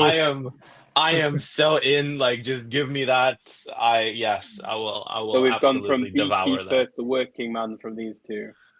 Yeah. Yeah, that was Bricklayer Oh, with man. what's his name, Aaron Eckhart, right? Yeah. Fucking hell. It's a working man trilogy now. Okay. Right. What else have we got? Ugly Eyes Sleep lost me toward the end. That was one of my disappointments. And what was the point of introducing that doorbell element and then doing absolutely nothing with it? And then Dustin says, a damn blizzard prevented me from seeing Caught by the Tides early here in Denver. So bummed. I mean, all I know is, based on my knowledge of South Park, is there's a lot of snow in the Denver, Colorado area. So, okay. I'm glad it's getting a US release, though. Well, That's yeah. really good, though. I mean, I wonder who has it. I hope The Dustin Blu-ray. sees it soon because it's really Yeah. good. It's really really I know good. it's available on via the means. I am aware Yeah, of that. it is available by other means. Yeah. Yes. Okay, so for 2024, is there a film that you feel like you're the only person that's seen it and you really loved it and you want to share it with the group? Because obviously we always go off each other's recommendations. Good question. I've got one, Weeping Cow. Go on. I don't know. Well, it's just one that I know a few of you have seen it, but I seem to be the only person that likes it, to the point where it was my number one film of the year. Oh, it was The Devil's Bath. That's a great film. It's Netflix. It's from the directors that did Goodnight Mommy. And yeah. what are they called again? The Devil's Bath. The Devil's Bath, yeah. It's a good film. They made The Lodge, Dimitri. Oh, nice. Yeah, it's so on once again, religion. Yes. It's on Netflix, and I'm not joking. It's one of them films where the first couple of minutes, I just knew from the way it was shot and from the sort of sound design, this is going to be good. And it looked like an oil painting. I just love it. I think it was amazing. I love folk horror anyway, but yeah, this was. I won't spoil anything about it, but you should, if you've got Netflix, watch it, because I thought it was amazing. Really definitely. Did. I didn't even know they had a movie this year. No, wow. They dropped it out of nowhere, because I was the same account. I was just like, where was the fanfare for this one? Because I thought The Lodge was a good movie, and then this one just kind of like say, hey, let's just put it on Netflix. Like, what the hell is that about? That's a good shout, actually. I haven't had the currency. Oh, you got 3. Oh God. Okay, yeah. Go on. One which I think anyone can watch. It's on Amazon Prime. It's called All Utopia, which is just it's got Kiyohiko Shibukawa in there, who's like my favorite Japanese actor, and he's just brilliant in it. It's about like this hotel, and the guests are staying in there whilst these sort of like giant creatures take over the world. But it's not about the giant creatures that have taken over the world. It's the fact that these people are isolated in this hotel together, and it's more of like they have to build this community out of like disliking each other or having like rules set in place. And I thought it was just totally entertaining. And that's on Amazon Prime. It's called All Utopia. This one probably is a really difficult one. The Tenants, that was shown at Korean Film Festival. I mean, I don't think Korea's had a proper release of it. Yeah, I think it's getting a release this month in Korea. Yeah, and it's a super limited release in just CGV cinemas, and that's it. It's like in one chain, and that's it. Which is a shame because it's so good. And the other one, Neo saw as a Happy End. That was like my second favorite film of the year. It was just brilliant. I remember you singing its praises when I saw you. Yeah. I was like, Quite gutted I missed that. Do you think it's gonna get any kind of release or? No, it's who's got it? Oh, we were saying it. The company that's got it won't release it on physical media. Oh, who is it? Modern Films? Is it Modern? Is it Modern Films has it? Yeah. So they actually got their. So they actually got it now. Okay. Yeah. The Modern Films is caught by the tide as well. That's true. Yes, I do have. They when they even had Wheel of Fortune and Fantasy, they didn't even give it a Blu-ray or anything, which was sad. Oh yeah, I mean it's strange because that movie keeps getting screenings around London quite often. Like PCC even screened it. Yeah. It's a shame they don't have a physical release though. No. Yeah. Anyone else? Well. Okay. I got one. I got one. These are flawed films, but they are fun, enjoyable. But there's Let's Start a Cult, which is a movie about a guy who was in a suicide cult. And he's so obnoxious, the suicide people do it before they give him an excuse to go away. They kill themselves without him. Then he finds the leader of this cult didn't die, and they decide to make another cult up for another suicide cult attempt. It's a comedy. It's really weird. It's fun. Pete, can I ask you something? What? Is it a Stavros film? Yes. Yes. Oh my god, yes, I need to see this. I just saw the poster and you see Stavros on the front cover. Yeah. Yeah, it's fun. It's a lot of fun. What was it called? What was it called, Pete? Let's Start a Cult. It was released digital in America in November. Oh wow. It's good fun. I had no idea this even existed. It's very messy, but it's fun. It's one of those ones that's a cult movie. It's a cult in the actual title.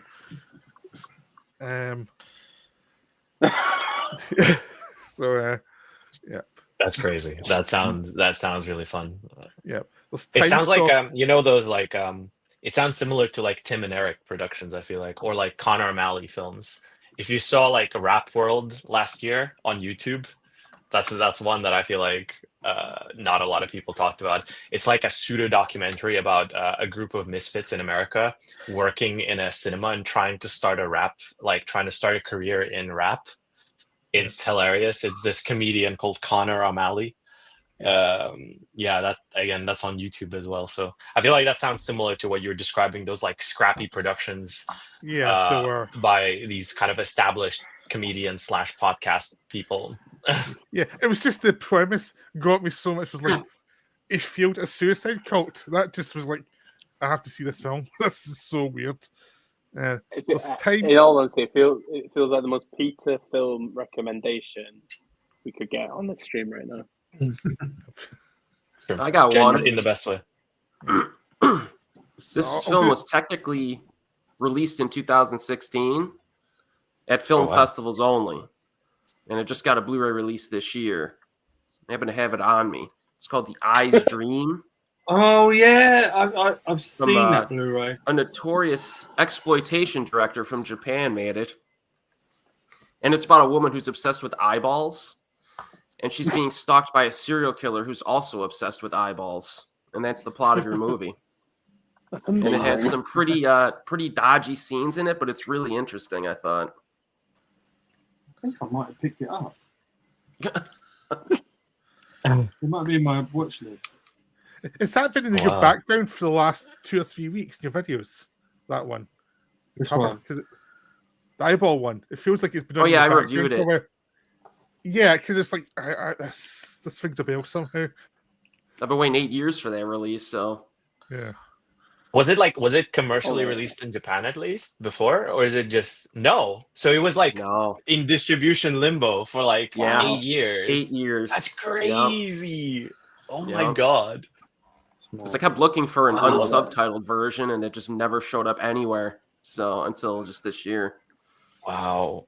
I saw a film like that this year, last year, that is supposedly never coming out, but I don't think it's never coming out. It's the new Sogo Ishii film, The Self. What was it? self-revolutionary cinematic struggle. Yeah. They screened it. Yeah, I don't know if it's ever coming out, but I hope it is. They said it will never come out on physical media. It's only for cinema, and I think when it was shown in London, he said how he wanted everything to be set up in the sense of like the speakers, the screen size, everything. Ishii just even had like all these rules for showing this film. He even showed it in a university. So it was funny because it was a Queen Mary University, the one that I attended for my bachelor's. So I went there and I was like, they're screening this on university ground, basically. So they were doing that inside a university, a film about university students making a film with Sogo Ishii himself, playing himself and disappearing. The core like conflict in the film is that this kooky director, played by Sogo Ishii, whose name in the film is inexplicably Sogo Ishii, Gakuru Ishii, right? And he disappears, and they're like looking for him, and they're talking about him as like how he was to them, and now they're making a film without him, basically, and they're trying to make a film without him, and then becomes this really, I mean, not necessarily a spoiler. I'm just gonna say this: it is very much a companion piece to The Boxman. So it involves his process of creating the Boxman. In the film, you see him with his like drawings and his writing on the Boxman. So he was making the Boxman as he was making this with his students.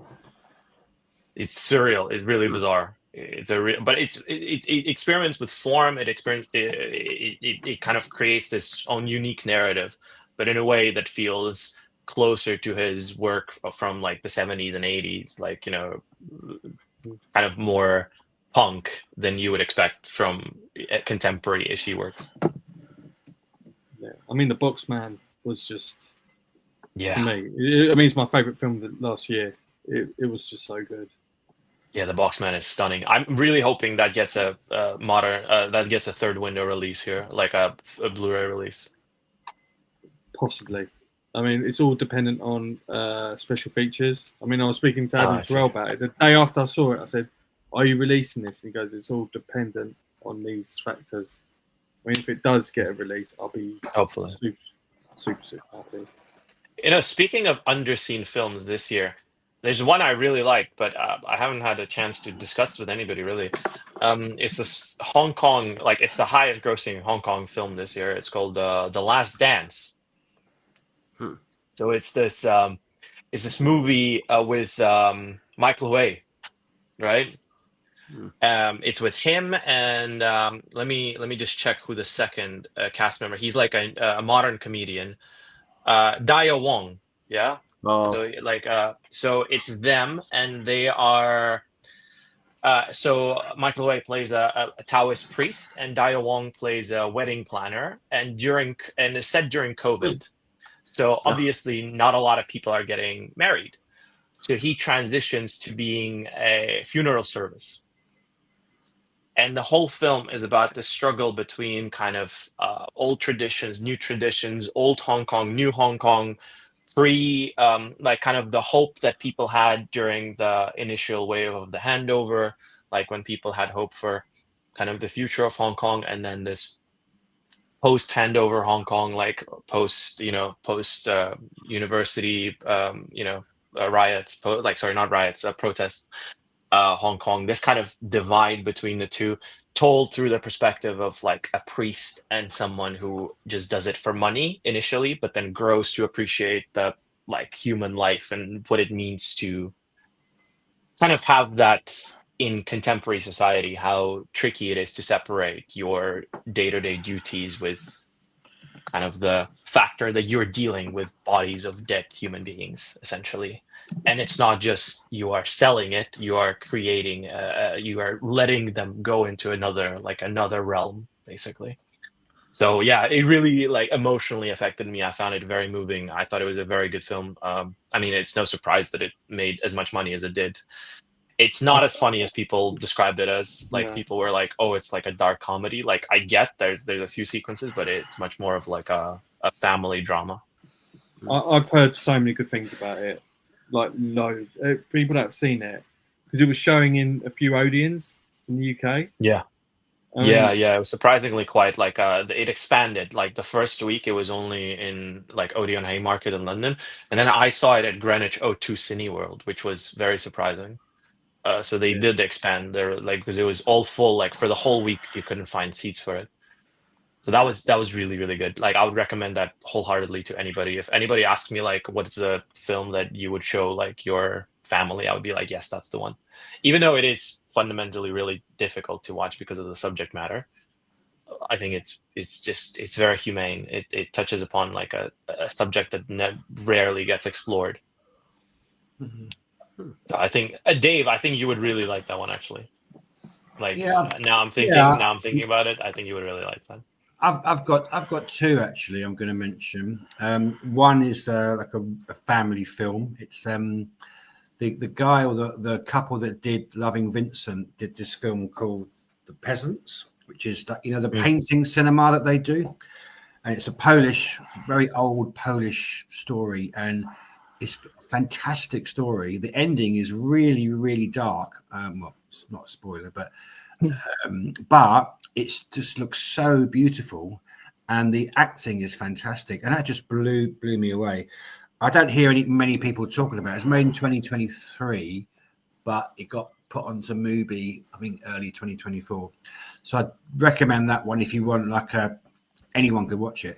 One that I'd recommend that maybe not everyone could watch is a film that I saw in the chat, actually, called Mads, that Carl recommended to me. The guy who made, the French director who made Them. It's like a French extreme zombie movie. And okay, it's like, you know, it's maybe a bit it's just visceral. It's just like the sort of film that is all done in one take, I believe. It grabbed me from the beginning to the end. It's completely crazy, but I thought it was fantastic. So thanks, Carl. I think that was your recommendation, wasn't it? Yeah. Dustin just put not many people talking about it. It was about my number 6 or 7 of the year. I was just completely blown away by it. It was great because it was, although it was like this sort of one take film, it was all over the place, wasn't it? They were all over, and it was very French as well. It was like, it was, you know, like bike rides through the town but I don't want to spoil it, but it's like it's this sort of outbreak, isn't there? And once it goes, and it goes at the beginning, it just doesn't stop. It can't stop, does it? No.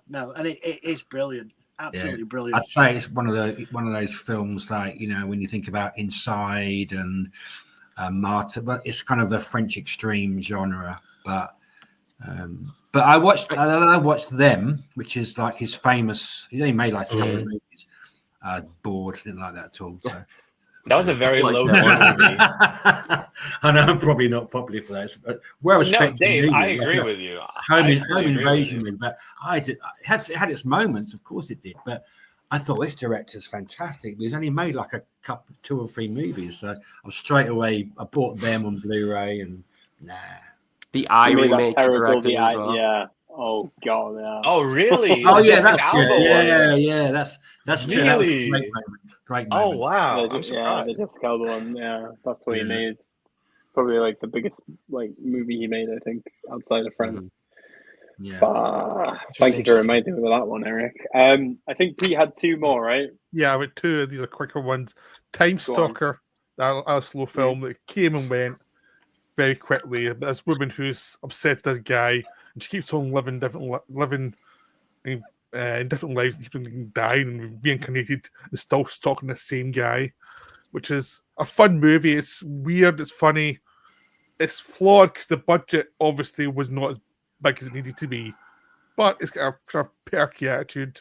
I know Dion's seen it because I was reading Letterboxd, and The Vourdelak, which came out here this year. Oh yeah. Which basically is a vampire story where the vampire is played by a puppet. It's a life-size giant puppet, isn't it? Yeah. It's but you get used to it, and Yeah, it's like yeah. it works really well, and it's a fun little vampire movie that was made from 16mm. Have you seen that Mario Bava anthology movie, Black Sabbath? It's the one where Boris Karloff was the villain, vampire guy back after his children. It's the same story, but expanded to 90 minutes.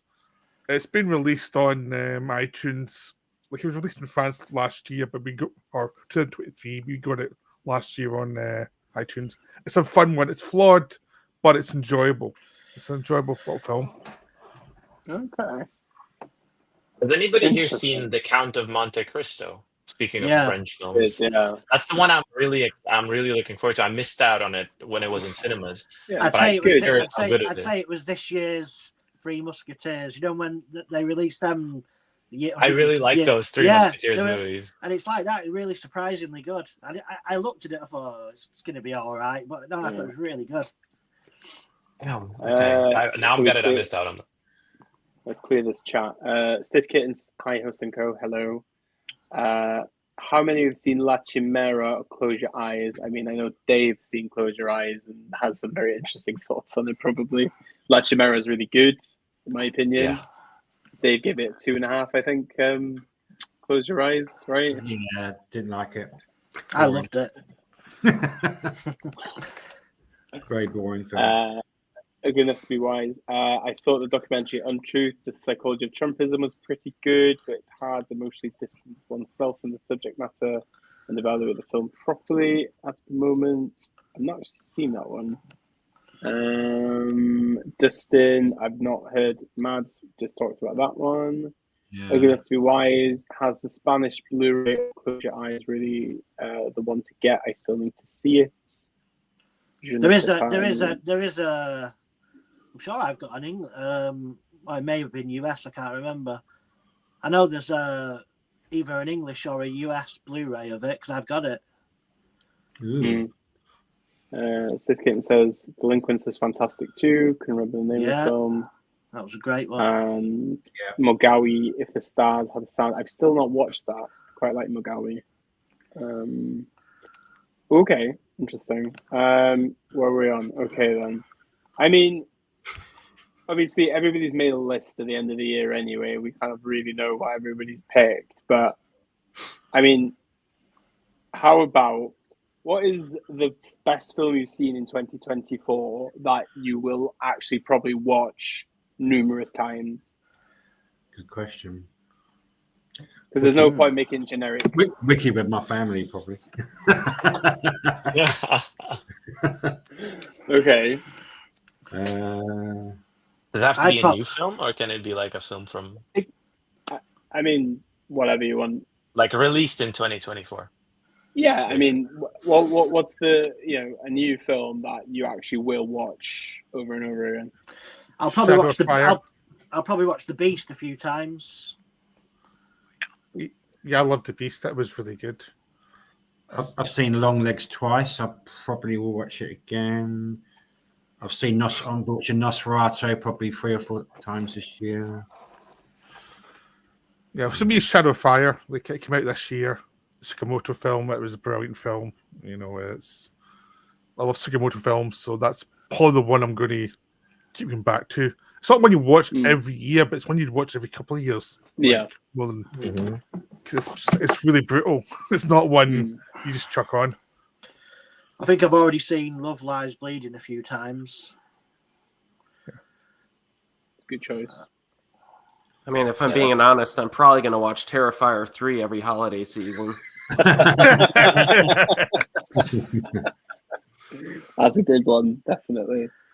I'm still struggling to kind of like where they're going to go next with this franchise. Like, I mean, Dimitri was famous for a bit in the UK because there was a camera on his face when he was watching a screening of Terrifier, and he ended up on what was it, on this site called Lad Bible? Yeah. What was your name again? Because nobody knew your Silent name. Hill guy. Silent Hill guy, right? Because you had the Silent Hill. Yeah, because I was wearing like a Silent Hill sweatshirt. Yeah. And you just do a stupid face, like kind of. I did that because I think it was during the infamous shower sequence. And you see the close up of the genitals being destroyed, and I think at that point I was like, yeah, I was a bit surprised. Let's be honest, I was a bit surprised. It's true cinema. Yeah, indeed. Yeah, We're talking about like kind of like that kind of like culty, trashy, but the one that like nobody talked about so far, but I found it to be really, really fucking amazing was the Shadow Strays. Oh yeah, that's the Timo film. Yeah, that is incredible. I thought that was so good. Yeah, had a great opening. Yeah. Oh yeah, like the Lady Vengeance inspired opening. Yeah. Like that's how it felt. Great world building, because you know, like the ending, it just sets up for that. Yeah, that is true. I mean, and I don't know how he's going to have time to do the sequel, because he's doing Train to Busan. If that happens, Nobody too. It's almost done now. It's coming out pretty soon, so I think he's. Yeah, nobody too is done. Yeah, like that should be. That should be. Hopefully this year. Yeah. I actually watched The Night Comes For Us and The Big Four as well. I'd say I'd seen Night Comes For already, but I just rewatched it. So I just like after watching Shadow Street, I just watched the other films again, just because it was like a fun thing to do. Yeah, they're endlessly rewatchable. I find them to be so fun. Like they're long. They're all very long. Like Shadow Strays are like 2.5 hours long. But I don't know. To me, it doesn't feel like you don't really feel the length. They're so dense. They're so packed. They feel like I don't know. There's something about his filmmaking that is so dynamic that you don't really feel the length. It's funny because I kind of felt similar. Again, like a lower tier filmmaking, sure, but I also had an insane amount of fun with the Roundup 4, like the Ma Dong-seok film. I found that to be really fun. I know those are like commercial action blockbusters, like the general, like, the studio, like the Korean equivalent of MCU films, basically. But I found them to be really fun. I found the last one especially to be really fun. So I think I works. Yeah. Yeah. I found Furiosa the same. Furiosa I've seen twice in the cinema, then I've watched it a lot since I've got it, and it's endlessly enjoyable to watch. I just really have fun with that one. I don't feel absolutely. I mean, it's a long film, but I don't really feel it, so it doesn't really bother me. No, I'm quite happy to watch it. For me, incredible performances. Yeah, Smile 2 for me is going to be one I'll definitely be rewatching quite a lot. I thought Smile 2 was a massive. That was good. I like that one. I couldn't believe how good that was. Yeah, same. Great performance. The lead performance was really good. I mean, slept on. Like, I feel like, genre films like that should be in contention for like these prestige things, but I hope to see more of the same from her now. But that was mad. For me, Longlegs as well. Beetlejuice as well. I'm gonna watch numerous times. I watched like 4 times in 2024. Enjoyable. Do you think that Smile 2, that I felt it was a semi kind of serious film? Like, I mean, I don't want to sound pretentious, but I came away thinking that was actually a really good film about mental health. Yeah, absolutely. That wasn't just me. No, I didn't. No, I thought it's kind of like it's like the horror version of Ox Left, really, isn't it? Yeah, I mean, I'm going to make a horrible comparison, but it reminded me of the movie I'm wearing the T-shirt of. It reminded me of Rob Zombie's Halloween 2. It reminded me of that. Like, it reminded me of like that. It reminded me of like Lords of Salem, where you see like someone's psyche gradually deteriorate throughout, and you don't really get that from like studio horror films these days. You don't really get that. It reminded me a bit of Relic. I think is a study of Alzheimer's, isn't it? Yeah. Yes. And I often say to people, horror films, obviously they're great fun, but I thought that I came away from the cinema quite emotionally roughed up. Actually, I was really really impressed with it. I think Paramount just did a bad job selling it. That's the problem. Like, it was just not marketed properly. I mean, it did. The money was all right. I mean, it didn't make as much money as the first one, right? But fuck no, that was a good movie. Like, I mean, and I'm not a fan of the first movie at all. I thought the first movie was trash. I haven't seen either of them yet. I just haven't, because I didn't look at the first ones. I never bought. Yeah. So, but I mean, the funny thing is, I said to Dimitri, like, do I really need to watch the first one again? And he was like, no, not really. So I was like, great, because I have repressed that first one completely. I've still never seen it. I refuse to watch it. Yeah, I mean, yeah. I mean, right, I could rewatch number 2, definitely. Yeah, for sure. I mean, Stiff Kitten says he's watched Sonora twice now. Dimitri has strong words on that one. Ugly Enough to Be Wise. I'll have to watch Maxine again. I slept through the half of it. Not the fault of the film, I think. And I'll watch Alien Romulus again as soon as I really liked it. Ugly Enough to Be Wise. Apparently, they upgraded the quality of the CGI character for the home release. Oh, I didn't know that. I saw that interview today at Empire. Fede Alvarez was like, "We improved that," but apparently people who have the 4K are like, "There's no difference." So where did they improve it? I'm curious where they improved it. So I want to look into that. I mean, I've recently heard that Sigourney Weaver is in the West End at the minute doing Shakespeare's The Tempest, and I heard like she keeps forgetting her lines and stuff. And I really want to go down just to see like how apparently this is like one of the worst like stage performances. Like, get away from her, you bitch! I mean, it's mad. Like, you know, like London was going mental. Sigourney Weaver was like in London, and now it's like, yeah, I really want to see how much of a car crash it is. But anyway, Dustin, Love Smile 2. I felt I was going insane along with Naomi Scott's character. Amen to that. Stick Kitten, Strange Darling is one that needs multiple rewatches. Yeah, I need to watch I mean, I think it's a piece of trash. No, stop it. No. What's And Giovanni Ribisi was the cinematographer as well, wasn't he? Yes, that was bizarre. Yeah. I mean, thought it was overrated, but I didn't think it was trash. I thought it was overrated. I think there was weird hype around that movie, and I was like, I'll give it a go, but you know, I think Kyle Gallner was the only person promoting it. I think he single-handedly was responsible for the promotion of that movie. I mean, good for him. I really like him. I think he's fantastic in everything. Like Dinner in America, for example, never gets mentioned, but I think that's such amazing. A fun movie. Yeah, he's like such a good movie. Yeah. How did everyone feel about In a Violent Nature? Because that was pretty divisive, wasn't it? Best kill of all time, I would say, on screen. I know it's good. The chain. No, the cliff on the cliff. Yeah. The chain, like on the cliff, like goes right through. Yeah, that was I haven't even seen the film, but I saw that on YouTube because there's another one. There's another one with a woodcutter, and Jesus, Mike, I still think about that. Not in a good way, but I mean, I liked it. I thought it was a bit weird how they sort of went for this whole, you know, from the killer's perspective. But then I wish they'd have gone all in with that and stayed with that. But they sort of kept dipping in and out. So I don't know. I think they should have done one or the other, really. But I know a lot of people had a lot of problems with all the walking scenes where you're just watching him walking through the fields. But I liked it. It didn't bother me. I mean, the best film from the perspective of the killer in this century for me is probably what was it? Beyond the Mask, right? What was that one? Oh, called? yeah, Leslie Vernon. Leslie Vernon, right? Yeah. That one is very fun. Yeah. Anyone seen Hundreds of Beavers? Oh yeah, that was great. That was fun. Yeah. Fun movie. Very inventive, wasn't it? Yeah. For an indie as well, they got a lot of attention, so it's nice to see like how an independent film they can actually like go on their own really with it.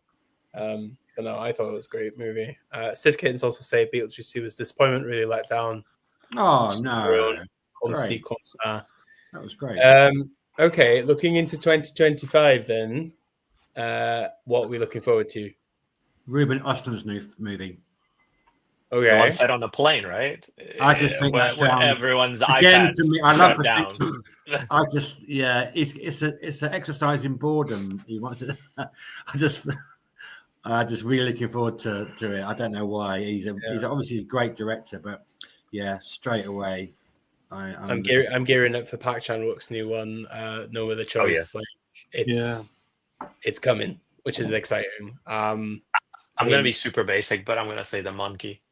The monkey, yeah. I'm so excited for that. I mean, I love Perkins, so like, you know, that'll be. Trailer looks really good. Is it quite soon? Is it quite soon? Isn't it? Coming out February 21st. Yeah, beautiful. I just got a sales sheet for it today. Like, I'm going to see it at the end of the month. And I'm really, really excited. Oh, nice! Cannot wait. You got hopefully the Malik film will be out this year. The Malik Christ one. Oh yeah, yeah. 3 years been edited, isn't it, or something? Yeah. When did they shoot that? Before COVID. Before COVID, yeah. So it's probably on track from the normal Malik. Malik likes to edit, so yeah. Damn. What's happened to Refn as well? I've not seen anything from him for ages. He's just chilling, man. He's just chilling. He's just he's in Japan with Kojima making Death Stranding too. Which, by the way, I think Death Stranding 2 might be like, I know we don't really talk about video games a lot, but like when I played Death Stranding 1, I was just like, this is probably one of the best works of art I've ever experienced in my life. And I think the second one, just by the trailer, I'm like, yes, fuck, count me in. Like, just immediately. If that comes out this year, I think that will surpass any film that comes out this year. Wow. Kojima's he's a legend. Like, he's genuinely like that. I feel like, before that, I was like, yeah, Metal Gear Solid 2 is probably my favorite of his. Metal Gear Solid, the last one that he did was just Phantom Pain. Phantom Pain was just a master. Oh yeah, great. That was great. Yeah. Thing is, Death Stranding gave me an anxiety attack. I just stopped playing it because I was so anxious. It was really, it really messed me up. It's like I've never had a video game do that to me before. Yeah, it's bizarre. Yeah. See, I know a lot of you have. I know a few of you have already seen it, but for me, The Brutalist, I can't wait to see that. Oh, yeah. I already know it's going to be 5 out of 5 for me. I already know. Yeah, it's a good one. Definitely. I mean, I'm curious to hear the consensus around that. Girl with a Needle is really a good one to see this year as well. It's it's amazing. Yeah, fantastic. Black and white. Is it all black and white? Yeah. Magnus Van Horn, the guy that made Sweat. It's really it's a good one. I'm really looking forward to seeing. Soon as well, isn't it? Sorry. That's quite soon as well, isn't it? Yeah, in a couple of weeks. Wait, you said it's by the guy who made Sweat. Yeah. Like the one about the influencer girl. The Polish one, right? Really? Oh, that's so cool. I didn't know. Okay, now I'm curious. It's really good, man. It's coming out in cinemas next week, I think, and then a movie at the end of the month. Die My Love Die, I'm looking forward to the new Lynn Ramsey film with Robert Pattinson and Jennifer Lawrence. Joachim Trier's got a new film as well with Renat Revision as well. Oh, bloody hell. Wow. Claire Denis back this year as well. Exciting. Yeah. I'm sure Hong Kong who's got a couple of movies on the way as well. Of course, he's got to have like 2 films this year. I've been told there's one, but I don't know if there's a second one yet. That's just standard, isn't it? Yeah, it's standard. I mean, did you say Mickey 17 already or not? I'm going to tell a lot of bad things about that. Do you want to hear a hot take on this? Mickey 17 is going to be the worst performing film of the year. Oh, okay. Why? I will say this as vague as I can, but this film has had a lot of problems, and that's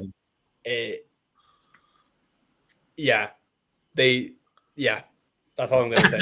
But it's not. Oh, what Shane? I'm obviously looking forward to that one. Yes, it's like gone from a Palme d'Or Oscar winner to making this. Now it's just like from what I understand is that they gave too much creative freedom, and the studio are like, shit, how are we going to deal with this? I don't know, but it's moved around so much on that calendar. I mean, it's a March release now. It was they moved it to April, and obviously it's meant to come out in January this year. But it's not. That's all I know. So we'll see. I could be wrong. 2 then. Basically, Joker 2 was such a disaster and I liked it, so it's like it could be. I mean, WB have had a terrible year, box office wise. Furiosa severely underperformed for them. Yeah. Dune obviously did well. Kong did well. Beetlejuice did well for them, but you know, they've had a very, very weird year. I mean, they have weird years all the time, but I mean, they have Horizon. Yeah. That is now very popular on streaming. That is now very popular. I absolutely loved it. Yeah, I can't wait for part 2. They've already filmed part 2, haven't they? It's all sort of ready to go in it, I think. That's how the premiere at Venice. It was already at Venice. Yeah. Oh, is it? Yeah. There's sorry. I'm just saying the financing through streaming, they'll probably keep the budget in. They can probably do it if it's popular. I know Dion's most anticipated film for this year. What is it? It's Becky Lynch starring Happy Gilmore 2. Oh yeah, obviously I'm very excited. Of course I am. I mean, I've emailed Netflix numerous times asking if like we can show it in the cinemas. Hell, I don't think it's gonna happen. Did you see Travis Kelce in the trailer? Yeah, I saw the trailer. I mean, it's gonna be trash, right? Let's be honest. But Dimitri, you had me at first-person shooter, giant baby heads. So. I mean, I mean, keep an eye on Harmony Korine's. What's the name of the company again? Harmony Granger. Edgelord. Yeah, Edgelord. Keep an eye, and it'll probably be on streaming in like this year because that's what they're not distributing with companies now. They just distribute themselves, so it will be available. Yeah. Tell you what, I'm really hyped up for is Naho Jing's new film, Hope, because he's like 3 and 3. Like, with Wailing, Chaser, and this is like the collab I've always wanted in my life is Wang Jung-min and Michael Fassbender in the film together. So it's like that's crazy. That's actually crazy. Yeah, and I mean the one that is like I'm most excited for is Toyoda's new film, Transcending Dimensions. I mean, wow. I didn't even know that was coming out. Oh. Yeah, it's coming out. It's going to come out to a few cinemas, and it's going to Blu-ray this year as well. Cool. From Third Window, which I think Tetsuya Nakashima's coming out with a new one too, which I'm always real excited for. Yeah. And then hopefully the Gareth Evans action flick with Tom Hardy will finally come out too. Yeah. It is. I was told they made it in Wales, and they said that it's going to be released in the late autumn, I think. But it's coming. It's it's fine. Is it going to be? Is it NFF? No, it's Netflix. I'm just putting it straight on streaming. It's it. Nothing else. Evans seems pretty happy with it, though. He said so. Yeah, I mean, you know, better to be safe than sorry. But I mean, it sounds wild. I'm excited. Definitely. I mean, if we're talking action cinema, this year we're gonna get the new original Ma Dong-seok film. Well, Don Lee, his new movie coming out in 3 months, I think. Holy Night Demon Hunters, based on a manhwa, like a webtoon, a Korean webtoon about like demon hunters and them punching them in the face. Oh, why not? So it's a group of misfits banding together and punching demons in the face. I think it sounds incredible. I think I will be there day one. Oh yeah, sounds great. Yeah, like the trailer came out and it looks crazy. I'm already like, yes. This is exactly what I need in my life. As far as like commercial Korean cinema goes, yeah, just give me that. I'm tracking. The rumors that Lee Chang-dong's coming back, right? Yes, he's making his new one, but for 2026, I think. Still exciting. Yeah, I'm looking to see the new Cronenberg film when it comes out here. Hopefully, at some point in Shrouds. The Shroud, yes. Even though I heard some bad things, I still want to see it because it's Cronenberg. I don't care. It has no distribution, right? No, it's not even got distribution in like France where it premiered. Like it's really weird. And apparently, he wants to make another movie. So we'll see what happens. It's so frustrating, especially that his the daughter's right film came out, or his son's. You mean? I mean, obviously, you're excited for In the Lost Lands as well, right?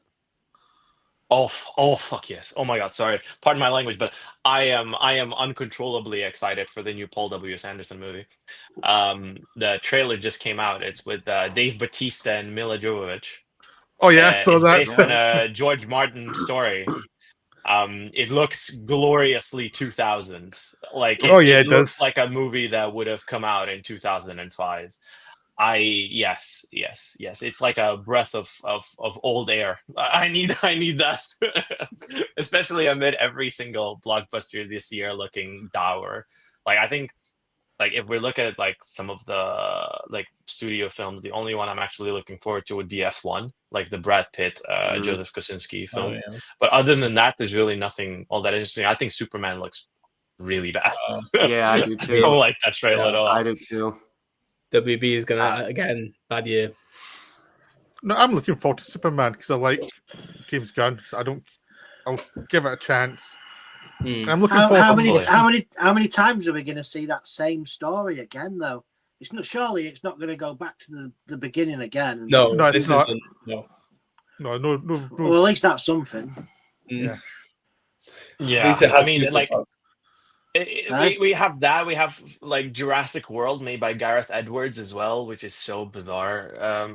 I mean, yeah, I don't know. That like in terms of like mainstream films, this year is not looking not looking very good. I mean, I will be happy if I eat crow at the end of the year and I'm like, this was so good. Like we had these films, but 2024 kind of set the bar way too high. Like between Furiosa being, I mean, personally as fantastic as it was, like it was literally everything I ever wanted from a George Miller film. And then you get Megalopolis, which people are kind of mixed on, sure, but it's this passion project that he's wanted to make for years, and to be finally like to be able to experience that.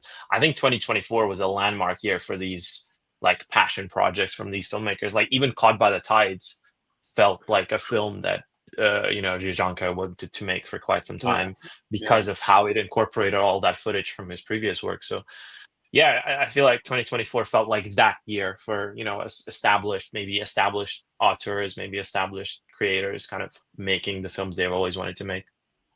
I'm crazy. I'm looking forward to Mission Impossible 8. I like Mission Impossible movies. Yeah. Oh, yeah. I'll go see that one in the theater. Yeah. I mean, and I am somewhat interested in seeing if they do Silent Hill 2 any type of justice in the live action film coming out. But yes. I mean, that's the same filmmaker of the first film, though. So yeah, that's it. But the trailer they released, I don't know. Wait, that was is this a sequel to the film that they made like years ago?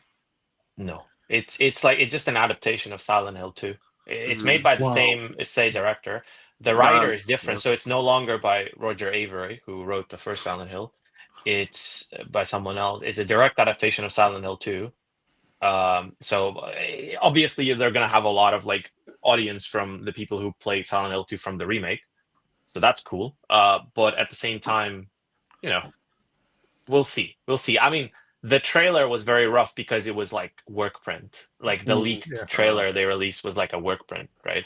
I think they did that during the Konami, one of the Konami Silent Hill transmissions. They just showed like the footage from the film, and it felt like it was really needed a lot of work to make it to like clean it up. But yeah, I'm very excited because it could be like Silent Hill 2 is one of the greatest examinations. I mean, it's not very subtle, but it's one of the greatest examinations of like mental health and like depression, and so I'm really looking forward to that. I mean, how they'll do it justice, we'll see. But have you mentioned 28 years later yet? Or I missed that? No, actually, I don't know. Intrigued. That's I'm not particularly looking forward to it, but I'm sure it'll be good. Yeah. I think it's been overhyped. No, it's like they had a nice trailer that says, "Oh, it's going to be amazing." It's like this is a zombie movie. I mean, there's a kind of limit to how much you can do. Yeah, exactly. Unless it's going to be really inventive. Danny Boyle's making another 2, right? What? They already made the second one, right? Yeah. So really? Make another 2 now on top of this, which is like crazy. Wait, they're making 2 more? Or they're making 1 more? 2. Because I know there's a second one is already filmed. Yeah. And they still need to film the third one in the trilogy. So Danny Boyle. It's overall 3. Yeah. That's crazy. 3 films. Well, this will be the third, right? Yeah, this will be the third, and then 2 more on top of that. That's crazy. So Yeah, 28 decades later. yeah, no, yeah. No, it's see that's a good thing. I liked the sequel more than the original. For the 20 days later, I prefer 20 weeks 28 later. weeks. Yeah. Yeah, I Yeah. love 28 Weeks Later. I agree with Yeah. you. I think that's such a fun movie. I'm quite intrigued by Scott Derrickson's The Gorge as well. I'm quite intrigued by that one, even though it's Yeah, it looks Apple weird. TV, right? Sorry? Apple Netflix. TV, right? Yeah. It's Apple. Yeah, they shot some of the movie quite close to where I live. Anya Taylor-Joy and Miles Teller were like 20 minutes from my house, which was mad. But Tron Ares as well. Yeah, I like Tron. Even the script writing, you could say what you want, but the visuals, I just love going into that world. So Mm. I'll probably see that too. I'm praying, but also Jared Leto, so I will Yeah, you never inevitably be there, like struggling to look at the screen. Yeah. We're intrigued to see how that ballerina with Anna de Armas goes as well. The John Yeah, Wick. The Len Wiseman film. Yeah. Right? Yeah. We'll see. I mean, apparently that got reshot. Like half of it got reshot. Yeah, I was by thinking Chad that. I mean, Stahelski. yeah, it's basically his film anymore because I mean most of it is. Yeah. Everyone knows about the reshoots. Yeah, even what's his name? One of the actors from John Wick, like a British actor, he went on Graham Norton, right? And he said like, "Oh yeah, well they're reshooting it to make it better." He was very direct about. He said Chad Stahelski was reshooting it. He directly said, like the director of John Wick was reshooting it. Yeah. So they're not even hiding the fact that Chad Stahelski came on to do reshoots for that film. Yeah, no. I mean, has Len Wiseman ever made a good movie? I mean, I liked Underworld, the first. Underworlds are fun. I like those. They're not Resident Evil. They're not quite Resident Evil, like they're not on that same level. His Total Recall is awful. Yeah. Oh, that was Yeah, You that make was me wish Die I had Hard was 3 awful. hands. Die Hard was terrible as well. Was that Die Hard movie? Oh God! Wait, he made Die Hard? Yeah, He it made lived the fourth one. free to Die I Hard, kind of like the R-rated version of the fourth one, but Yeah. Yeah, it has that Trash. weird like late 2000s Michael Bay-esque vibe to Yeah. it, that like Eagle Eye era of movies, like yeah. that kind of weird trashy blockbuster, but nah, I mean Yes. It's crazy. yeah. Stiff I'm Kitten says- remembering like Paul W. Anderson very fondly right now, like that era of like Resident Evil films. Oh my god, like people are gonna look back and be like, yeah, this is. I mean, even right now, I'm already seeing like Love for Retribution. I'm just like, yes, it warms my heart. Resident Evil Retribution still one of the craziest action films I've ever had the pleasure of witnessing. Stiff Kitten's in the chat. I got a says- question in a minute. Okay, can I clear the chat, please? Please, maybe no. Yeah. Yeah. Stiff Kittens, I saw The Order this week. It was great, visually stunning. One of the deaths really got me. The fact it's based on a true story is so sad. Jude Law and Holt were really great. I mean, I agree. I think Justin Cazale got done dirty with that film. It's a great film if you've not seen it yet. It's a very good detective crime drama. Really Is it just on at the cinemas? Is it, or is it streamed? It is available on streaming as well. For some already? reason, yeah, they released it on the 26th of December here because obviously, clearly, you want to see a film like The Order just after like Christmas. Yeah. It's a great film. Malik's the I best. didn't realize it was Justin Kurzel. Yeah. Yeah. They should He have had 2 hyped up. films last year as well. He had Yeah. 2 Sorry? films. He had The Order. Yeah, Neutron sorry. came out 2023, right? No. He had a documentary as well. Oh, He had that documentary. Yeah, it was like a wildlife documentary. I think it was about like it was some. It was he filmed it in Australia, like in his homeland, Australia, and I think it's still around festivals right now. So he had 2 films last year, surprisingly. They should have hyped it up as from the director of Assassin's Creed. Oh god. Oh god. Yeah. That's crazy. But no, it's a really good film. A lot of people just I mean, yeah, it had a very small distribution in the UK, and I really don't understand why. What else we got? Cannot forget about Snow White. Oh my god. Yeah, I'm looking forward to that as well for how bad it looks. And then looking forward to 28 years later as well. Dave, what's your question? I'm just trying to work out, is The Housemaid with Sydney Sweeney a remake of the Korean Housemaid movie? Anyone know? No idea. But there's a Housemaid movie with Sydney Sweeney. Yeah, I'm just looking up like what's coming this year, just to sort of stimulate, but yeah, I'm like, It's directed by Paul Feig. It must be a remake of the classic Korean movie, surely. I can't quite really by Paul Feig. Really? Yeah. He's back. Whoa. Okay. Oh no, it's not. It's an adaptation of Rebecca Sonnenschein of the novel, so it's not. Okay. He made that John Cena movie, right? Last year. Oh, Ricky Stenicki. No. That was a good one. No, that was a good one. That's a Peter Farrelly movie. That's a Jackpot. Right. Yes. That's the one. I started watching that. I just couldn't. I think a part of me was like, no, I can't do it. But Ricky Stenicki, though, I will go to bat for that one. I will absolutely go to bat for Ricky Stenicki. Yeah, that was a laugh. That was a laugh and a half, man. Like that was so trad but so fun. Coming back to like good but bad films, that was definitely one of them. Quite like John Cena. He's quite likable. Well, yeah. Are you gonna watch WWE this year? Are you gonna be watching? Now it's on WWE? Netflix. Yeah, you better be watching because it's his last year. They're gonna strap that belt on him. They're gonna all the belts. I saw it the other day when Hulk Hogan got booed. I know. That was hilarious. It's hilarious. But I mean, because if Cena wins, he'll be the most crowned heavyweight champion. He'll be 17 times. 16's the record. He's tied with Ric Flair, right? Yeah. Yeah, he's tied with Ric Flair. But is he the greatest of all time? Hell no. No. Rikishi is the greatest of all time. I mean, his legacy right now technically is. So if you look at his kids are doing fine work, Yeah, exactly. No, I mean, it's going to be an interesting year. It's got to be Drew McIntyre, like. Yeah. I mean, it's a very predictable narrative reading if you watch wrestling. I know it's a bit below, it's underneath Dave, but yeah. There's another Knives Out film out this year as well. I've just seen. I'm quite excited for that one. Are you? Which one? The Knives Out. Wake Up Dead Man. Yeah. Oh, there's a new one. Yeah, Jonathan Connor plays a priest.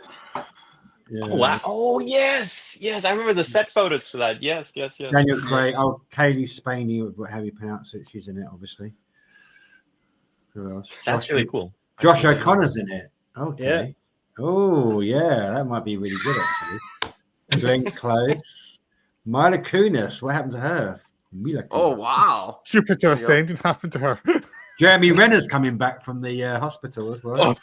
Oh, Jesus. He's all healed up. What a cast, though. What a cast. No, I'm all in now. I'm all in. It sounds good. Actually, another film that I would talk about here that maybe not a lot of people have watched or have heard of is Kneecap, which is a Irish language rap film about three guys who kind of rap in their own language. It's fucking crazy. So good. It's unbelievable. Prime or Netflix? It's funny because it's anti-British, but it got funded by the British Film Institute, which is hilarious in its own right. But there's a joke in it that made me laugh so much. So there's a scene where these two kind of proud Irish people are like having sex, and this Irish woman says, "I'm going to blow you like a Brighton hotel." If you don't know the history of this, because I'm from Brighton, and we have this luxurious hotel called the Grand Hotel. And at the time, our Prime Minister was Margaret Thatcher, and she was staying there. And they bombed it while she was in there. Unfortunately, she didn't die, but they missed. And it took years for that hotel to be rebuilt. Generally, it's a really good film. I mean, Obviously, for somebody that speaks like a different native British language, I thought it was fantastic to watch. But it's just crude. It's hilarious. It's really worth watching. I mean, I think it's in the long list for best foreign language film at the Oscars, right? Yeah, I'm pretty sure it is. And also, like, there's a lot of surprisingly, there's a lot of ads in London right now for it, like for the album and the film. Like when I go, like whenever I'm in Central, like at a tube station, they would have like the massive posters plastered all over. So I'm very happy about it. Like it's really cool to see. It was advertised a lot online a few weeks ago. Like every time you went on YouTube, it was been advertised like between things. It's like, go see this film. But it's on Prime for free. Prime, yeah, it's on Prime. Yeah. Huh. Yeah. It's a really neat film. Yeah, genuinely. I mean, another film. I'm very don't know what the hell's going to happen, but obviously Spike Lee and Denzel Washington have remade the Kurosawa High and Low for 2025 as well. And obviously we know what he did with Old Boy. Yes. And now he's making High and Low with Denzel, which is petrifying because I love Denzel. I like Spike Lee. But does he really need to remake another Asian like classic? You'll know if it's a good film when the poster comes out, and if it doesn't say the Spike Lee joint. Yeah. I mean, like he did with Old Boy, it just said Spike Lee, Old Boy. Yeah. I mean, he hated that film before it even came out. So So I don't know. The thing is, you think he would learn from his mistakes the first time. Yeah. But the fact that you're kind of like going now for the head honcho of like Japanese cinema for most people, going for one of his most classic films, it's crazy. Yeah. So we'll see. I mean, if they said it in contemporary times, that would be a bit different. Because I feel like with Old Boy, the thing with it was like it was too close to the release date of the original. It was like less than 10 years, right? Or maybe exactly 10 years after the original came out. With this, it would be trickier because if you set it in contemporary times, it would be an entirely different film. So that could be interesting. Like just looked bad, just from the trailer. It just looked wrong. Like it's that thing is you don't know how much studio did to it, but also you think it also had a feeling it was wrong even before studio got to it. It's like it was just a bad idea and it was badly. It was like damage control. That's what it felt like. Just from looking at any publicity for it, just looked wrong. Yeah. It's going to be called Highest to Lowest. Yeah. Jesus Christ, that's terrible. Because what was the name of that British film that remade Ikiru last year? The one with Living. One. Yeah, Living, right? Yeah, that did quite well. Apparently, I mean, I refused to watch it, but so did I. I mean, some people said it was actually quite good. Have you seen the cast for this? It's got obviously Denzel, ASAP Rocky, Ice Spice. I mean, Jeffrey Wright. Do you say Ice Spice? Ice Spice. Yeah. You know. She did the Barbie song, the song from the Barbie. Yeah. But like, she's never acted before, right? Yeah. No, I know who Ice Spice is. I'm just surprised to see her acting. Because I mean, when you said ASAP Rocky, I was like, okay, like he had cameos and other stuff, sure, but he was never an actor either. But now Ice Spice as well to be a full-on cast member. It doesn't sound promising. Crazy. That's interesting. I mean, I'm on board just because of how wild this sounds. I mean, already, like, it's like I still remember when Harmony Korine announced that Gucci Mane was in Spring Breakers. As soon as he did that, I was like, okay, this is weird. But like using contemporary hip hop artists in movies, I'm always on board. I mean, Belly is peak. Yeah, Belly's is great, though. Still one of the landmarks of like hip hop cinema, I think. I mean, from what I understand, is that Spike Lee's owed the premiere at Cannes as well, so we might be hearing about it a lot sooner rather than later. So God help the world. Has it been filmed already? Yeah. Oh wow. Yeah. So we'll see. Jimmy D Bags, The Holdovers was one of my favorite films of the year. Beautiful film. very good Christmas film. Holiday classic now. Yeah. It's like, which eye do I need to look at? Love it. Spike should quit with the remakes after Masquerading Old Boy. Yeah, I mean, he's 67. He just doesn't give a shit anyway. Like what anybody thinks. So he's like Ridley Scott. He just doesn't care. So, but no, I mean, it'll be interesting if we come back at the end of this year and we've seen it, and maybe it could be the greatest thing we've ever seen. Maybe it's better than the Kurosawa. You never know. You never know. I mean, we'll see. But yeah, okay. Could be something interesting at least. Yeah. Have we got any final remarks for the day? Aims and ambitions of 2025, or should we do this again? Watch more Asian movies. Still playing catch up. I watched about 40 Japanese and 40 Koreans. I'm getting there. I've still not seen Castaway on the Moon and stuff like that, so I've still got a way to go. But I did watch, thanks to Eric, I did buy the Tsukamoto box set and I devoured that. And he was my most watched director of last year. So, more Do you like his stuff? Korean films. What's that? You like it? I loved every one apart from I struggle with Haze. A little bit. I struggle with it, but I mean every other film was at least a 3-star, 4-star. I don't know why. I've heard this mentioned him before. I don't know why I didn't. But I remember watching one of your videos and thought, well, Eric, give it. I knew there was something I liked about you. Now I know. So it was because I didn't like Iron Man when I first saw it. Didn't like. Yeah, that one's weird, but I didn't like it. But I loved Tokyo Fist and Vital. Yeah, Vital. Vital was amazing. Masterpiece. I love Snake of June. Yeah. So Bullet Ballet.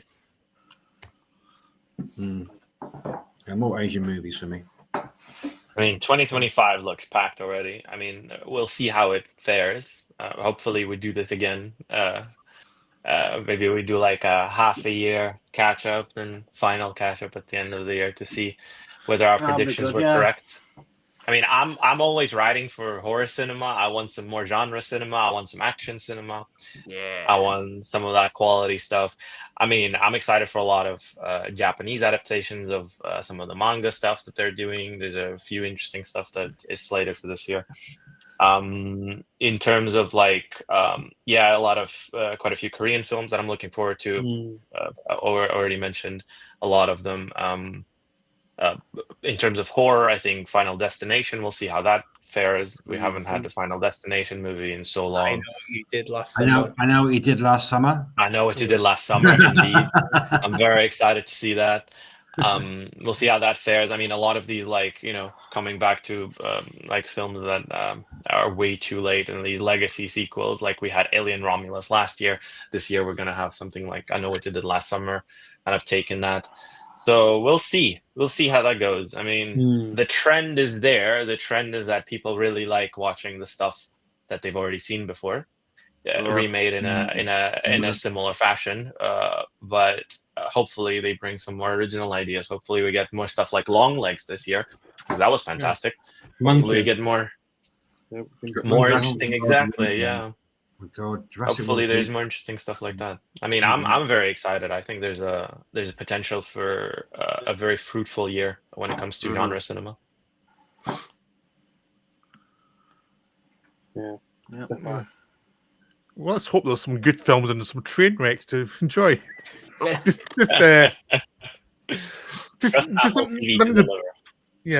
none of the boring stuff and the middle stuff. That's sort of stuff I can't stand. Trainwreck are great films, fine. Just the boring bit is everything else. Yes. Yeah. I'm hoping we get a Megalopolis of this year or Trap of this year, a film that divides audiences so much that we get people utterly hating it or, somebody who absolutely loves it. And both are absolutely in the right, because I think those films defy contemporary criticism. Yeah. So yes, that would be very interesting to see. I mean, Shyamalan is supposed to be working on a new one as well, so we'll see how that goes. God help us. I mean, you know what? Like, one last thing. last year there was a film that was produced by Shyamalan, but seemingly nobody saw because it was a Max exclusive. It was a Max original. It was supposed to be in cinemas, and then it got delayed like years and years. And yeah, I think it was filmed in like 2021. It's called Caddo Lake. Yeah, it's with Dylan O'Brien and Eliza Scanlon, and it's this like time loop film. Set in Middle America. It's really good. It's really, really good. I had a lot of fun with it. It's very low key. I understand why they dumped it on like HBO Max, but it's really fun. I would really recommend it. It's especially like don't read up on it. Don't like let it kind of fool you into thinking that it's something that it's not.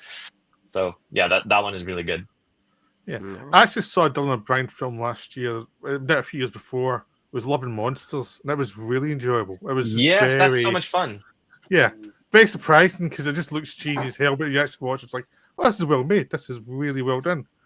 Yeah, Paramount dumped it on streaming on Netflix. Right? Netflix, yeah. It was so sad because, like, you know, I could definitely see myself watching that in the cinema because, that's the state of that's the state of genre cinema like that these days. Like, you don't really like, you know, when you're making a horror film or you're making like a stupid sci-fi movie, you're kind of banking on audiences seeing it.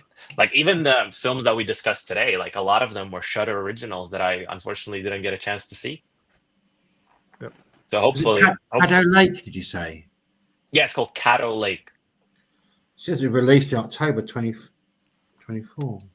Yeah, it was released only on HBO Max in the US, and I think in the UK, I think it was like VOD, straight to VOD release. Oh, okay. Interesting. So yeah, 2025, I'm sure there will be a lot more of those where, you know, unfortunately, due to the nature of theatrical exhibition these days, a lot of films will be talking about, and they'll just be streaming films. Yeah. Do you think we'll finally see Sons of the Neon Light, the Juno Mac film? It's been in like development hell. Sorry, not release hell for like the past. I mean it's made. It's got a great cast. So you got Louis Koo, Takashi Kanshiro, Sean Lau. I mean Juno Mac is like. I like it. I mean, what he did, Rigor Mortis. Yeah.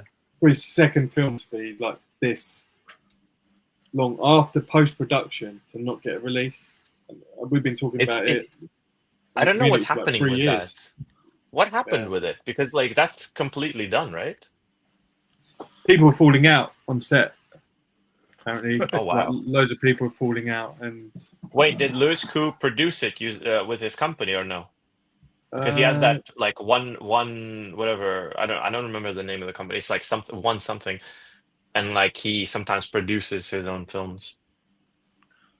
No, he's not a producer. It's okay. Yeah, that's really interesting because I'm surprised. I heard it was out last year, but no. I mean, we're getting the new Tree Heart film though in 2 weeks, so I'm excited for that. The legend of something. Very memorable title, incredibly memorable title. But you know, like after Battle at Lake Changjin, I'm willing to take any Tree Heart that is not a propaganda piece. So here's hoping, you know. Well, that's the thing now, because I live outside basically in the countryside. That's why I use a projector. It's like it's almost like a little cinema on your own. It's like buy a sound system, so you're better off. Yeah, that's honestly.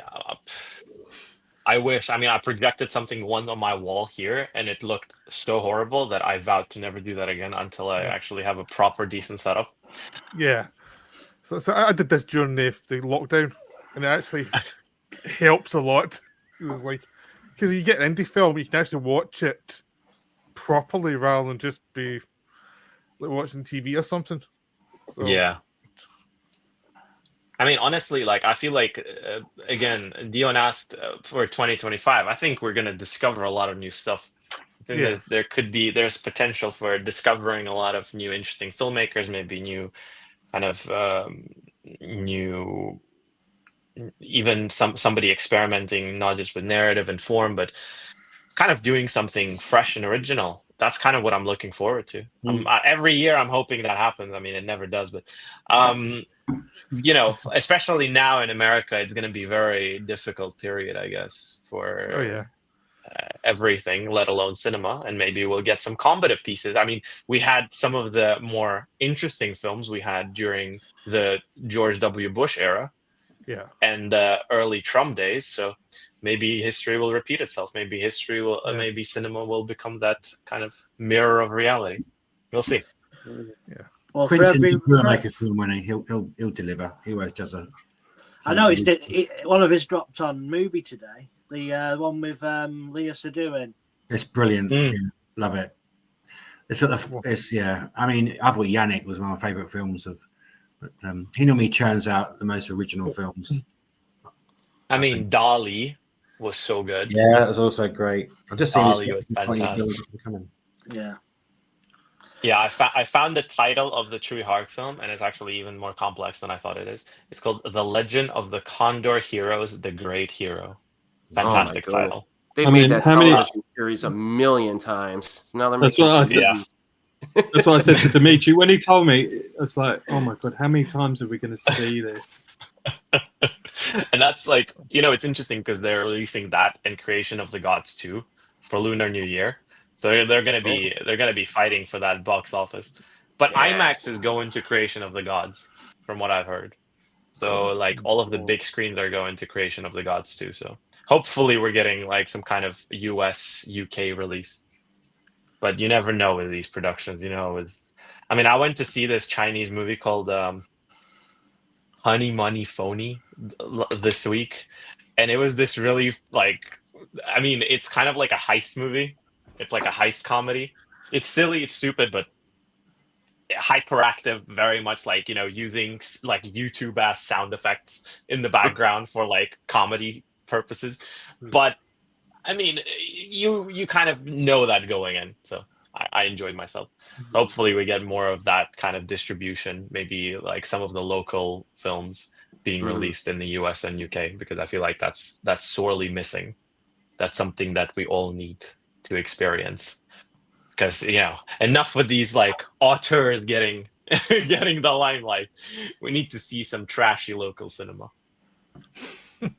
Yeah. All right, bedtime for me, guys. We got 2 hours 41 minutes. I'm very impressed. It's pretty good. Learned a lot. Thanks a lot, guys. All right, guys. Well, yeah. Thanks so much for coming on. We've got to do this again one day. Again. Yes. Sure. It's nice to do it now and again. Yeah. Well, guys, thank you for watching. Yeah, and see you soon, guys. Have a good one. Pleasure. Easy. Yeah. See you later. See you later. Yeah.